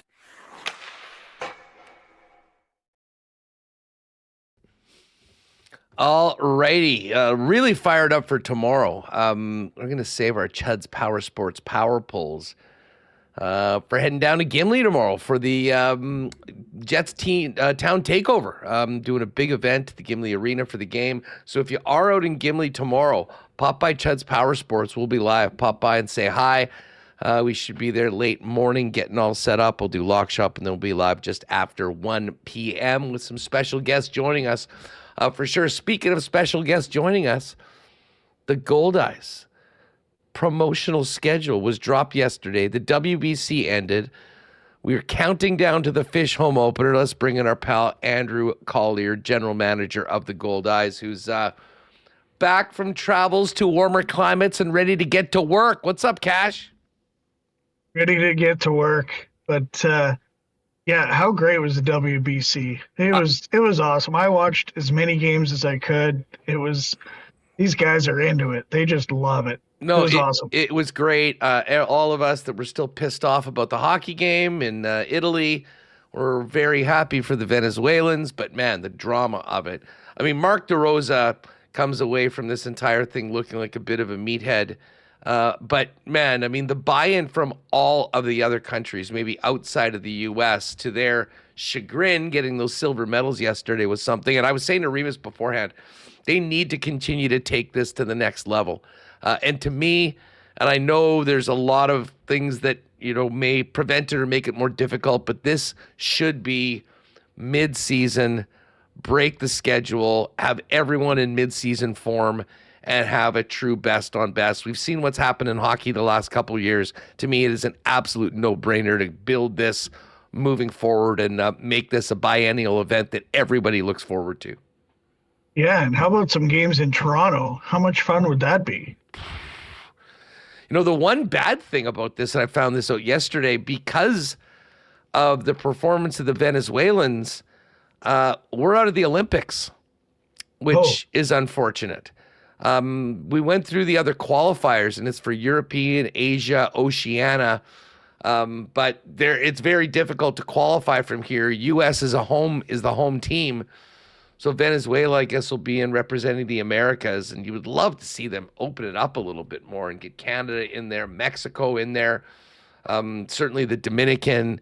I mean, there's so many great, but it just speaks to where the game is right now, because the Japanese are awesome. The Koreans can play. You got all these Central and South American teams. And now, I mean, a country like Netherlands, obviously they're taking Curacao and some of their territories, but you're looking for the game to grow in Europe as well. So 5 stars for the WBC. And listen, a great performance. Canada's best ever, making it through their group and falling in a real close one to USA. Bringing it back home, how are things as you prepare to get back on the field with the Fish for another season? I can't wait. I just want the snow to get out of here and get to the ballpark. Yeah, you and Fergie both. He just keeps looking at the field, wondering when he's going to be able to get at it and get cutting that grass. But hopefully this week we'll get some better temperatures and it'll start to melt. And this is about the same time of year. Every year I start to panic when I look at the field and I see 3 feet of snow, but it goes pretty quickly once you get those plus temperatures. But yeah, anytime you have a year that you didn't really like, you're always ready to go for the next year. So ever since September 1st of last year, I've been ready for the new season. I want to get going. None of us liked the way last year went, especially after 2024. When you go 10-24 in one-run games, it's just, you feel like you left so much on the table. Even if we had split those 24 losses, one-run losses, we're in the playoffs easily. So there's a lot of things we can improve on, and I know Logan and his coaching staff have worked really hard to put together a squad that can do that. Well, I mean, it's kind of like the Goldeyes had terrible luck in those close games, the Jets in overtime and stuff this year. That can really be the difference. But we have positive vibes moving into the new season. The snow will leave. We'll be back at the ballpark. And 2 weeks tomorrow is the home opener, May 19th, jersey giveaway, fireworks. What a great way to kick off the season on the 19th of May. 2 months. I know we all wish it was 2 weeks tomorrow, but did I say 2 weeks? Sorry, 2 months. That's okay. I'm fired up too. I wish it was 2 weeks away. 2 months from tomorrow, jersey giveaway. It's an awesome red Goldeyes jersey with Goldeyes on the front, number 26 on the back. Great sponsors, Manitoba Blue Cross and Impark, helping us out with that. Last year, the lineups were bigger than I've ever seen, longer than I've ever seen. They were through the parking lot, winding around cars. home opener is going to be awesome again. We this were year. all there for the game last year. It was amazing to see. I mean, everybody in those beautiful jerseys, and it was a great way to kick off the season.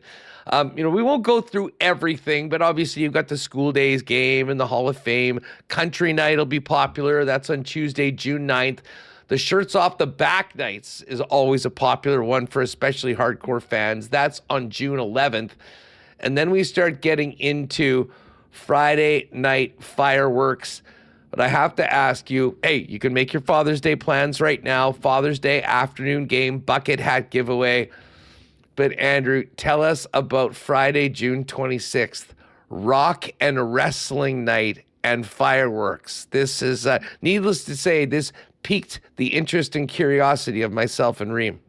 Well, I figured the wrestling fans, that is Winnipeg Sports Talk, would be very interested in this, and you're going to have to get to the game early because we are giving away the Mexican-style wrestling mask. Oh my God! To the first 1,000 Goldeyes themed wrestling mask. It is it's not finalized yet, but it is looking awesome. It is going to be so much fun seeing 1,000 people wearing these wrestling masks at the Goldeyes game. Pre-game wrestling match right at home plate before the game, and then fireworks after the game. It's going to be so much fun. I think June 26th is probably the last day of school for kids. So what a better way to celebrate than school being over. Come on down. They're going to have 2 months without school and proper teaching. So why not give them a little education in a squared circle with the fish on June 26th. This is another date and another Friday night fireworks date. Boy band night. Will you be performing at all, Andrew, at this game? Tell us about this new one. I have a feeling that'll bring them out. You know what? This is the second time I've been asked what boy band night is all about today, and I don't really know. Other than playing a bunch of boy band music throughout the game and during the fireworks, I would guess there's going to be some karaoke on the field, maybe some lip sync during the game between inning contests, things like that. But can I volunteer Kenny and Rennie to potentially do, either like an NSYNC sort of duo? Maybe we grab a couple of others from the Winnipeg media and they can do a Backstreet Boys tribute or something in between innings. Love that. Let's get to work on that. But I'm glad that Kenny and Rennie are signed up. I'll let them know that they've been told that they're all in on that. Now, if you go to goldeyes.com, you can get the full rundown of all the great promo nights. All of your favorites are back. The Bark at the Park, the Jamaica trip giveaway, the Journey to Churchill trip giveaway. But I have to ask you one more, and I know we're going to get details on this on April 1st, but I think everyone's asking questions. What exactly is alternate identity night, Friday, July 31st, heading into the August long weekend? Well, you're just going to have to wait for the announcement. But a lot of minor league teams have been doing this the last couple of years, is picking a game or a weekend and picking something that usually absurd. Usually absurd, something that is applicable to their market or their city or their province, and they run with it and just have fun with it, which is our goal. Gang, get on over to the site, and of course 982 base goldeyes.com for home opener tickets, which are on sale right now, mini packs, season tickets. You want to get a suite or book one of the ballpark suites for partying and entertaining. Now is the time to do it. I know your staff's working real hard. And Andrew, we'll look forward to getting together and getting set up for another great season working with you at the Fish, and cannot wait. 2 months tomorrow, that home opener with the jersey giveaway, and we will literally start the WST countdown as of now to get back out to the park. I was just looking at my calendar the other day, and it was almost a year ago to the day that you and I had our annual meeting at a local restaurant to make plans for next season. So we'll have to set that up coming up. I'm looking forward to it. For you, I'm wide open as always. Cash, all the best. Cannot wait for the season. And man, what a great WBC. Have a great one. We'll talk to you soon. All the best as the preparations continue for baseball season in Winnipeg. Thanks for having me on. Thanks, guys. Good stuff. There's Andrew Collier again, Goldeyes.com for all the info on the upcoming season and to count yourselves in. All right, Pat Gregoire is ready to go. A quick thank you and reminder for the HSC Fund campaign and our pals at Aikens Lake, and we'll come back with Patty G on WST. I do want to thank our friends at the HSC Foundation and remind you all that right now the Fund a Need campaign is well underway. This is so important to help with the spinal surgery department. There's obviously a big wait. They're looking to raise $425,000, and every one of your donations will be matched. So it will be doubled. Of course, you'll get a tax receipt for it. They're looking to get some new surgical equipment that will allow 200 more spine surgeries and 400 more joint replacement surgeries a year. So if you go to Health Sciences Center Foundation, to the Fund a Need campaign, and help us raise $425,000, and everything is matched by the Manitoba Spine Program. And hey, making our finishing touches with our winner to get out to Aikens Lake this year.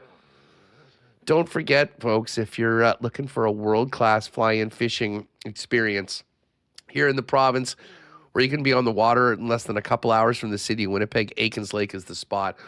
World-class fishing and even more world-class hospitality from the Terren family and the Aikens team. Booking now throughout the summer, over 75% full. So check it out now at aikenslake.com and get your bookings. And if you are looking for a great summer job for you students out there, go to aikenslake.com and inquire as well about opportunities for the upcoming year. All right, the madness is upon us. You have one more day to get your bracket in. You've got one more day to get your bets in. Remo, if you want, if you can, throw that link in the chat. And we'll put in the description too if you're listening on the podcast, or just go to the ESPN Tournament Bracket Challenge, search Winnipeg Sports Talk. We'll set the winner of the March Madness up totally free with the Cool Bet prize pack. And speaking of Cool Bet, let's bring in my man, Pat Gregoire, to get ready for the madness. And, of course, the Valspar on the weekend. What's up, my man? How are you? Doing well, man. I'm still licking my wounds from the players. It's crazy. I think it was the most successful weekend I've had without cashing a winner. But, like, it could have been an all-timer with all the guys that I had on the board down the stretch. And Ludwig and Straka to name, and just finding a way not to win. Our guy Fitzy fell short, but listening to that interview, hearing that all the great promotions of the Goldeyes, and first and foremost, some of those I might have to hop on a bird and come out to a game, because some of these sound amazing, but we're getting close to being out of winter. We're almost into springtime. We technically are pretty well in springtime, but we're talking almost about majors. We're talking about baseball. We could see the light at the tunnel, Huss. We're almost through there, man. Well, I mean, and you know what? Listen, we had almost the best night last night. I mean, I had the 3-sporter. We had Venezuelan as a 2-1 underdog. Yeah. We had Buffalo at +110, and then Boston Common blew it to the Jupiter Lynx in the TGL. That team was barely even in the playoffs. That was a heartbreaker. And it was 11-1 too. But we did get Buffalo. We did have Venezuela on its own. And as I tweeted out for the people, as minute that line dropped at +230, I said, this is going to go down and this team is live. And they ended up coming. So it was a pretty good night. We'll get to the lines in a minute, but we talked to Jake yesterday. He gave us a pretty good breakdown of where he's leaning for March Madness. I know you guys have been digging in. How are you feeling about the tournament? And last year it was all 1 seeds. Do you have a greater sense of optimism that we might get some significant upsets, or is it going to be the Blue Bloods, the cream of the crop that will be playing in that Final Four? Yeah, I don't know if we'll get another full 1 seeds, but Huss, I think we're looking at, a couple of 1 seeds, a 2 and a 3, or a couple of 2s. Like, I just think when you look at the top of this bracket, the separation has never been greater over the last couple of years. And that doesn't mean that we might not get a team that takes a hot run to the Sweet 16 or a team that goes all the way to the Elite 8. I just feel like in this year, last year, we saw it when you look at those Blue Bloods, when you look at those top programs, and you can kind of see it in the odds in that. And I guess, you know what? Yes, of course, upsets do always happen, but there are a few teams that are, in my opinion, much, much better. Duke at the top with Michigan, both at plus 325. Maybe Duke might be, I would argue they probably have the toughest draw with some really tough teams kind of going in that direction. I think Arizona is probably going to be a very trendy pick as well. I'm on Michigan to win. A little bit biased, even though you're saying biased. What do you mean? You hate Michigan. But you're a Notre Dame guy. Michigan. But I've got an 18-1 ticket for them to win the Natty that I bet in the fall when the season started. So that will change things quite a lot. So I'm kind of right now, my Final Four is so I've got Michigan, I've got Purdue, so a couple of Big Ten teams, got UConn and Florida. So 2 number 1s and 2 number 2s. If you're looking at a potential sleeper, I think Arkansas is a team that can make some noise. Obviously, it's tough to say sleeper when you win the SEC championship, but they're a team that I think seriously can make some noise. A lot of folks, obviously Gonzaga, never a team that you can sleep on as well, but I don't know. I just look at the top of this bracket and I feel like the divide is too big. Yeah, if you want to just get an outright bet, head on over to CoolBet before things get going. The Duke Blue Devils plus 325, Michigan plus 325, Arizona plus 450, Florida 7-1, Houston 10-1. I believe they're in the Duke bracket. That's going to be the 8 matchup there. And then a big gap. UConn 20-1, Illinois and Iowa State at 22. And then we go to Purdue at 35, Michigan State 45, and everybody else 50. I couldn't help but notice, Pat, even on the futures, when I press any of the buttons to throw a bet in, it says place March Mania bet. Tell us about, you guys always have something cooking around these big events. What do we have for the madness for cool bettors? Yeah, so CoolBet March Mania, bet on the March Madness and climb the leaderboard, and it's a share of $5,000 for the leaderboard. So all you got to do, you bet a $15 bet for March Madness, and every time you bet that $15, you will earn 1 point, regardless of the outcome, whether you win, whether you lose. And then it breaks down. So then you'll have, at the end of March Madness, we'll pull a draw. First place will win about $1,800. Second place is $750. Third and fourth is $375, and so on and so forth. And you'll work down your way that way. So all you got to do, place $15. Every $15 you spend will get you into that draw. Also, keep in mind, folks, the 30% profit boost, the bucket boost that's been going all NBA season long. Well, if you haven't been betting on college basketball and haven't noticed, that profit boost also works for March Madness as well. So it's a weekly boost. So this week, Thursday, Friday, Saturday, Sunday, you can use a 30% profit boost that week. Then next week, Thursday, Friday, Saturday, Sunday, you can use that as well. Or maybe you want to use it on an NBA bet next week. So just head over to the promotions tab, click that there. You'll find our buckets boost, but then you'll also find the March Mania promotion going on as well for our lottery. Yeah, love it. The good old 30% boost. Why not? It's there, and it's of no cost to you. Speaking of the NBA, Raptors have had a couple nice wins. I thought they were going to slip out of the top 6. They beat the Suns. They beat the Pistons. Bigs. They're They're in Chicago tonight as 7.5-point favorites if you're maybe looking for somewhere to jump on before things get crazy tomorrow. And again, make sure you fill out a bracket for the WST pool, completely free. And as always, we'll put together a great Coolbet prize package for the winner of March Madness. But Patty, we have something else to get to today, and that is the Valspar. This is sort of the time of the year now that we've had the players. We are in the meat of the season. We're getting ready for Augusta. We seem to have a much better feel of where some players are. And I love this tournament. Toughest 3 finishing holes in golf, a very challenging track, and a field starting off with Xander Schauffele, who's actually gone down, I believe, to 9-1 of some guys that were very prominent in the players. Here's the way the board's looking right now. Xander 9-1, Fitz 14-1, Victor Hovland 16, Jacob Bridgman 18. What a season he's had. Justin Thomas 20, Cantlay and Brooks Koepka 22.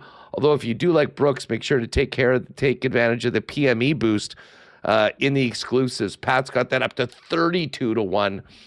And then Spieth, and a guy that's done very well here in the past, Corey Connors, all under 30-1. How's the card looking for Valspar and Copperhead?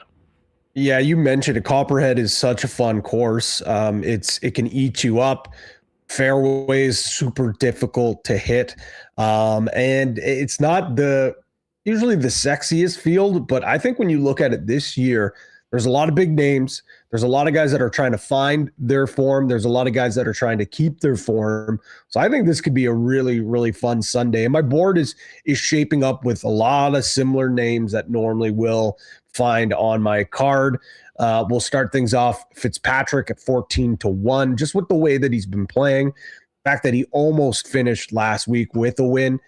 I would argue over the last 6-7 months, we've seen some of the best golf from Fitzy since he's kind of come on to the scene. He had a great fall swing over in Europe, and he started off really, really hot as well. And at 14-1, the fact he's the second shortest at that number, I thought that you could get a really, really good number. You mentioned Brooks Koepka at 32-1 with Pat Mayo's boost.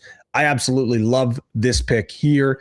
And I think if it wasn't for Brooks's putter, we'd be talking about a couple of much better finishes for Brooks. We might even be talking about him winning. But when you look at all the other numbers, his irons have been elite. He's third on tour in strokes gained approach.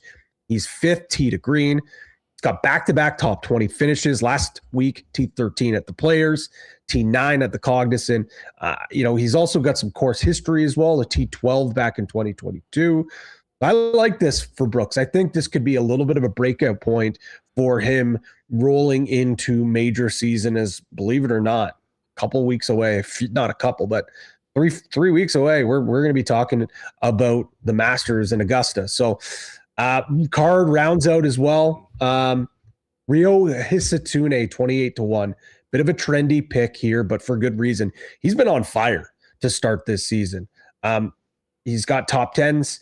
At Phoenix, he was T13 at the Players last week. I think he's got a top 10 at Pebble, top 10 at Torrey Pines, and then he's finished fourth here back in 2025. I think he fits this course really, really well, and you get him at 28-1. I like that a lot. And then I'm going back to my guy. It's been a long time since I placed wager on this man, but Sahith Theegala is starting to find his form. He blew it on Sunday. Like, he had a real bad round on Sunday. And if you've watched him over the years, his driver is something to be seen, and not in a good way. He sprays it all over the yard. But at this golf course, there will be golfers that don't even take the head cover off the driver. They'll play long irons, they'll play woods, just because I was reading something. It's like 56% the players hit the fairway at this golf course. That's absolutely insane. So this plays right in to Theegala's hand. He's 14th in approach, 4th around the green, and 17th in putting. I was listening to one of Pat Mayo's great shows, and he was really saying that this could be a good spot considering how the rest of his game has been in form. It's just the driver that's really messed him up. So He's got course history here. Back in 2022, he finished T7. He's already got 3 top 10 finishes. Like, I think we're seeing that he's healthy, the back and the neck's not bothering him. And at a course where the driver's really not going to come into play because he hits those low irons and those woods so well, I think he could absolutely be in contention here. That rounds up my card, but I'm going to wait to hear who you have. I have a feeling there's someone I'm missing, and I'm probably going to add someone else. Well, let's and we got to put up a top 20 parlay as well, I think, for our guys. I'm with you on Brooks. I actually love the number at Coolbet at 25 to 1 bet it, and then remembered that Pat had the 32, so I've sort of doubled down on Brooks. But you know what? I feel good about him. A Florida guy playing well. He's not in a bunch of the other events. This is a big one for him, I think. And if the way that he's trending coming out of the Players is any indication, this is a place that he could play well in. So I love Brooks.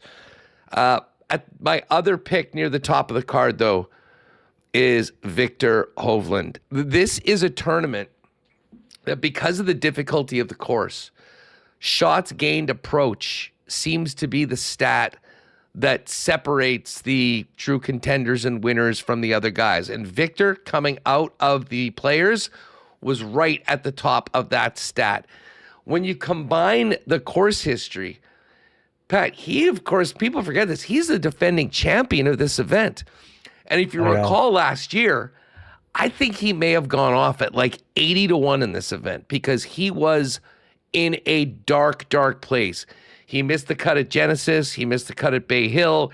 He missed the cut at the Players with an 80 in the first round and then came back with a 68. Playing much better right now.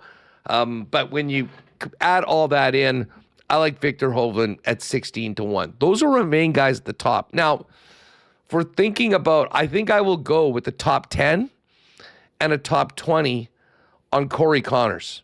I don't know if I trust his putter well enough to actually win the tournament. But if you look at his course history, he's been top 10 here before. I think he was 12th last year. He's another guy that his shots gained approach is elite and amongst the best. So, I mean, if we wanted to go Vic and Brooks with Corey, I would be totally in on that. You do make a pretty good case for Sahith. I know people love having Corey on the card, but, I mean, one is 33, one's 28, probably relatively close. Not sure what you think about Connors to maybe round out the top 3, unless that is a conflict with the Greggy Golf Special already. Well, the Greggy's Golf Special, I've got Fitzy top 10, Brooks top 20, and Thigala to make the cut. Plus 590, boosted all the way up to plus 675. I'm good with the others. The guy that I was talking about that I think I missed was Hovland. I don't know if I can add another outright, but I already have him top 10. I just placed that right now as we were talking there because the number was so good. I'd be good with those top 20s that you mentioned there if we wanted to throw the Gala, but we already got him on the Greggy's Golf Special. I'd be cool with those 3. Yeah, let's go with Corey. 100%. Corey and Vic along with Brooks, all top 10. I think the Vic is just into the minus. The other 2 are like plus 130s or so we should get a pretty good number.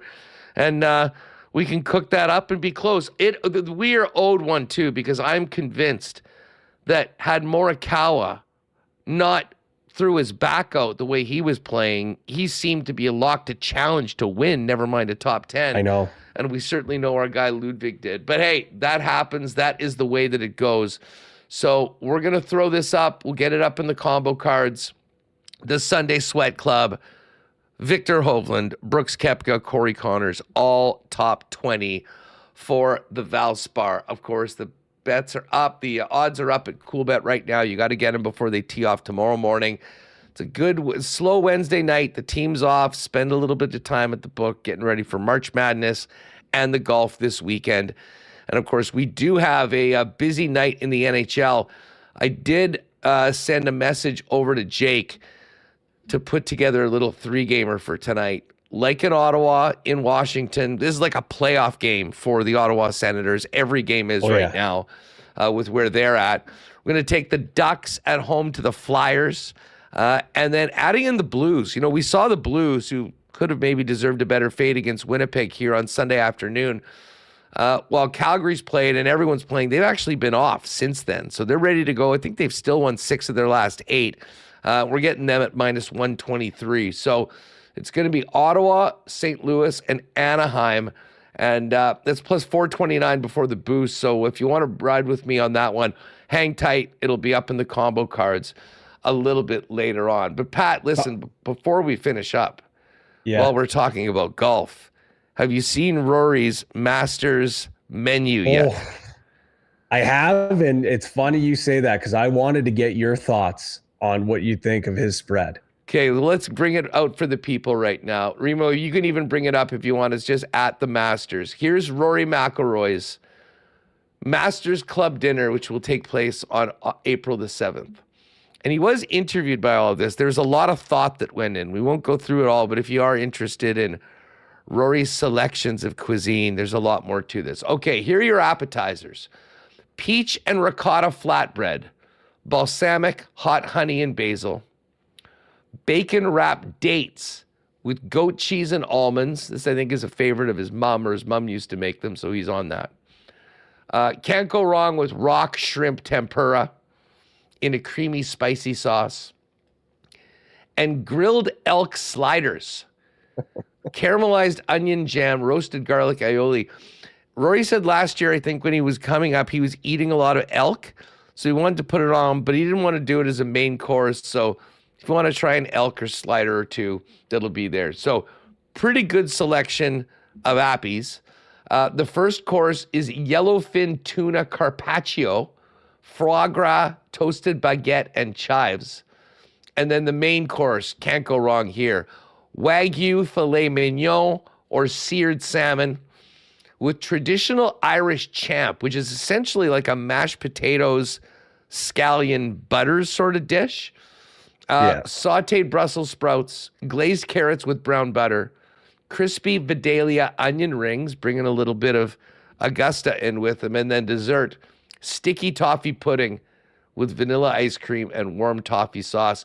Apparently the wine, for people that are wine people, the wine selections are out of this world, all probably 4-figure bottles. But I think Rory did a pretty good job with this one, Pat. Where are you at with it? Yeah, I love it, and you're right. Like him, it's classic Rory, putting so much thought into like a menu and the meaning behind things. And the tuna carpaccio is probably so good. The peach ricotta flatbread. I mean, you can't go wrong with some shrimp, a filet mignon. I think he knocked this out of the park. And sneakily, like sticky toffee pudding is fire and does not get the respect it deserves in the dessert world. But that's pretty good spread. Definitely different from what we've seen in years past. That's for sure. Well, I mean, Tiger at the time went really simple with like burgers and milkshakes. I still love Scotty's last year was incredible. Scotty's was great. Well, I mean, this is really cheeseburger sliders, Scotty style, whatever that means. Firecracker shrimp, Papa Chef's meatball and ravioli bites, then a Texas chili, and then the main course, the wood-fired cowboy ribeye or blackened redfish, and the warm chocolate chip skillet cookie with vanilla bean ice cream. I mean, 10 for 10 for Scotty on that. But Rory's elevated a little bit. And Fuzzy Zeller's not around to crush all the Keystone Light anymore, so they've got a little bit more. They've got a little bit more for the wine rack for the group. The Masters this year. It's going to be wild with Rory coming back as the defending Grand Slam champion. A lot to it with so many other guys playing at a really high level and knowing how important that tournament is to everyone. Yeah, it's going to be a lot of fun. I think this year, it's hard to even say, considering last year how much hype was coming into it. For me, it feels like it's going to be the most hype coming into it, especially if we, like, I think ideal situation is a guy like it's probably not going to happen just considering the way he's playing, but like a Spieth winning at like the Valero or Houston next week, a guy like that, or JT, him coming in form. And then let's not forget, we haven't talked about the live guys, but then you got Rahm coming in, you got Bryson coming in. Scotty has been nowhere to be found. Wouldn't it be a great spot for him to find his form at Augusta. Oh yeah, a place that he's pretty familiar with. Like, I think the storylines are going to just only write themselves. Brooks back playing on the PGA Tour, him there. Patrick Reed. Yes, Patrick Reed. The bad guy. Exactly. Like, where has he been? Is he on the Asian tour or something like that right now? Because he can't play live. Right? Exactly. And hey, you know what would be incredible? Speaking of Valero or one of those, how about this? Our guy, Sudarshan. Yes. Yelamajaru. Old Yeller. Yeah. Starting it off the Winnipeg Golf Dome, taking him all the way to the players. One of the craziest stories in sports. I mean, it really is. And dude, he is so money off the tee that, tournaments. I was maybe a little surprised that he didn't come right back out and play this week, but I'm sure it's been a whirlwind for him this last month or so he's off. But that's a guy that I think we'll all be pulling for. Speaking of Canadians, just a quick note. Pat did have a second exclusive outside of the Brooks boost at 32-1 to win. AJ Ewart, who was right there with Sudarshan in a couple of earlier tournaments, to be top Canadian at 17-1. Obviously, we like Corey, but that's something else to hit on too. Patty, anything else before we lock in for the night? Yeah, just a couple quick ones. Just a little Barry Horowitz, didn't get a chance yet. It just popped in my mind. Last week's Craigie Golf Special did cash. Tommy, Fitzy, and Connors kind of sweat free, to be honest, for them to finish within the top 20. So going to look to see if we can keep the good vibes going on both of our parlays. You mentioned hockey tonight. Sidney Crosby's back. For him to score a goal tonight, it's plus, what was it at? I think it's might even moved because people jumped on it. Plus 220. That's the best number I've seen in the market by far. And for him to get a point, it's a little more juicier than I'd like for a point prop. But for Crosby, minus 153. That's going to be an absolute auto bet for myself. I'll probably put a Greggy's Golf Special in there with Crosby to get a point. But I know you and I were really, really, really in favor of Pittsburgh making a run here, depending on how Crosby's health was. Well, now he's back. We'll see. They never missed a beat without him. It's insane. I know. Malkin was suspended for 5 games. Crosby was out. They have been the second best team in the NHL since the holiday break, outside of the Buffalo Sabres. Sabres, right? Yeah. Penguins have been such a great story. They're plus 125 tonight against the Hurricanes. Canes are minus 147. Other games that I didn't hit, Devils and Rangers. Rangers can't win at home. I don't know whether I'll probably lean on the Devils tonight, minus 119 at MSG. As I mentioned, like the Sens at minus 130 in DC, St. Louis over Calgary at minus 123. And then the game of the night, Dallas and Colorado. Dallas plus 125, Colorado minus 147. Dallas just had their winning streak snapped. They still don't have Hintz or Rantanen. But Colorado has been, they're just kind of going through the motions right now.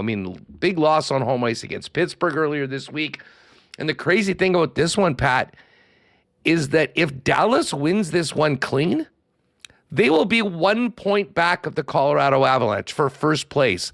At one point, crazy. I think they were 15 clear of Minnesota and Dallas. So the Central's getting a little bit more interesting right now. Futures all up and everything else you've come, not to mention World Women's Curling. We'll wait for the evening draws to jump out on that. Patty, as always, love having you on the program. Good luck in the madness. Fill out a bracket for our pool as well. I want to see how we do against each other. I will, for sure. Yeah, that sounds like a lot of fun, Huss. Have a great one. Let's get it. Connors, Brooks, and Vic for our top 20. We'll get that up in the combo cards for the Sunday Sweat Club. Pat, we'll talk to you soon, pal. Thanks for doing this. Thanks for having me, and thanks for everything you guys do for Cool Bet. Appreciate it. You bet. All right, let's get Remo. Remo, any thoughts on those games we just talked about? Sid's return, Pittsburgh and Carolina? Yeah, I'm definitely intrigued by the Penguins. We're going to have to figure out which team we're hopping on. And Carolina, I think they lost last night. It wasn't close to the Blue Jackets, who've been on a big heater. Bones Brigade. Since hiring. What did you say the number was of Bones' record?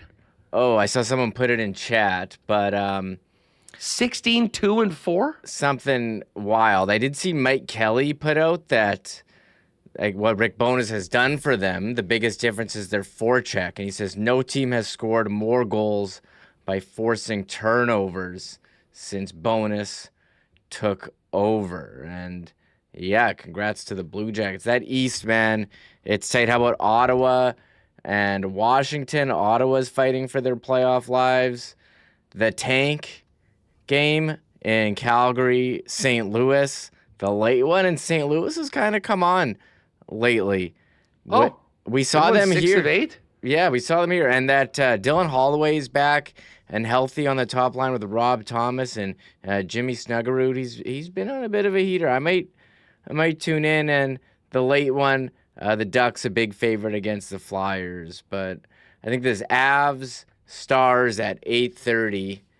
That is the one to watch tonight. Could it be a playoff preview? And how crazy. It seemed unthinkable that the Stars could catch Colorado. But, I mean, finishing first would be huge. You avoid the Minnesota-Dallas matchup, which Gary Bettman says is incredible for hockey because they have the best first-round matchups. That's what gets people tuning in. First round. Listen, the first round is amazing. Not necessarily fair, but for fans, we'll do it. Jake's worked quickly. Nice boost on this one. That Anaheim, St. Louis, Ottawa ticket from plus 429 is boosted to plus 492. So if you want to ride with me on that one, it's right there in the combo cards, and we'll look forward to getting the golf pick up as well. Fun show today, Remis. Should be great to see our pal the Derminator and the whole gang out at Chud's Power Sports tomorrow up in Gimli.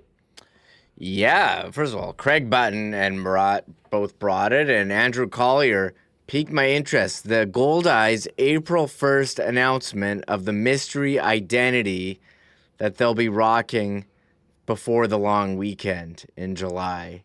And I did see a lot of people in chat intrigued by a number of the Goldeyes events, and we'll have to plan our own WST night when we sit down with Andrew, because we sold out the patio the last 2 years. So excited to bring a ton of people out to the ballpark. And yeah, tomorrow going out to, I don't usually get out to like Gimli or Kenora or anywhere like that in the winter. So I'm excited to see what it's like. I usually go in the summer, but winter I'll have a look out there. So I'm excited. Yeah, and for everyone that's out in the Interlake area, make sure to take part in the festivities tomorrow. The Winnipeg Jets Town Takeover up in Gimli. Balls is going to pop by. We'll get just kind of the lay of the land of what they're doing. Might have a couple of the alumni that are coming out to do stuff. Hopefully join us. Brandon on the program, and we'll have the latest on the Jets, and we will get ready for the start of this quick 3-game road trip into Boston, Pittsburgh, and New York. 3 games in 4 days, both matinees, noon and 11 a.m. on the weekend. But tomorrow night, it's a 6 o'clock start. And again, we will be live at Chud's Power Sports up in Gimli. I can't wait to see the stuff there. That's what I'm most excited about. See some of these ATVs. Maybe the Terminator can give us a rip around on a couple of these machines. And then, of course, watch the game with a great crew of people out celebrating the team and their community in Gimli. It's been a big hit when they've done it before in some of the other locales, and Gimli's the spot tomorrow. So we're going to go up there and get people ready for it, meet some friends in and around it. Chud's Power Sports will be live just after 1 p.m. So if you are in the area, make sure to come out and say hi. That is going to do it for us today, gang. Again, as Michael said, great stuff from Craig Button and Murat Ates. If you joined late, make sure to go back and check it out. Myself, Remis, and Connor on location tomorrow out in Gimli. So make sure to join us at 1 o'clock p.m. Huge thanks to all the sponsors that make the show happen each and every day. And again, reminder, St. B Mega Million Choices.ca. One more day to get your tickets for the grand prize, the 50-50, the 50-50, the big plus, and everything else they've got online. You can get those tickets at London Drugs and Red River Co-op locations as well. That's going to do it for us. For Michael Remis, I'm Andrew Paterson. Have a great night. It's warming up finally. We'll see you tomorrow from Gimli at Chud's Power Sports on Winnipeg Sports Talk. Oh my God! Oh! Shut it down!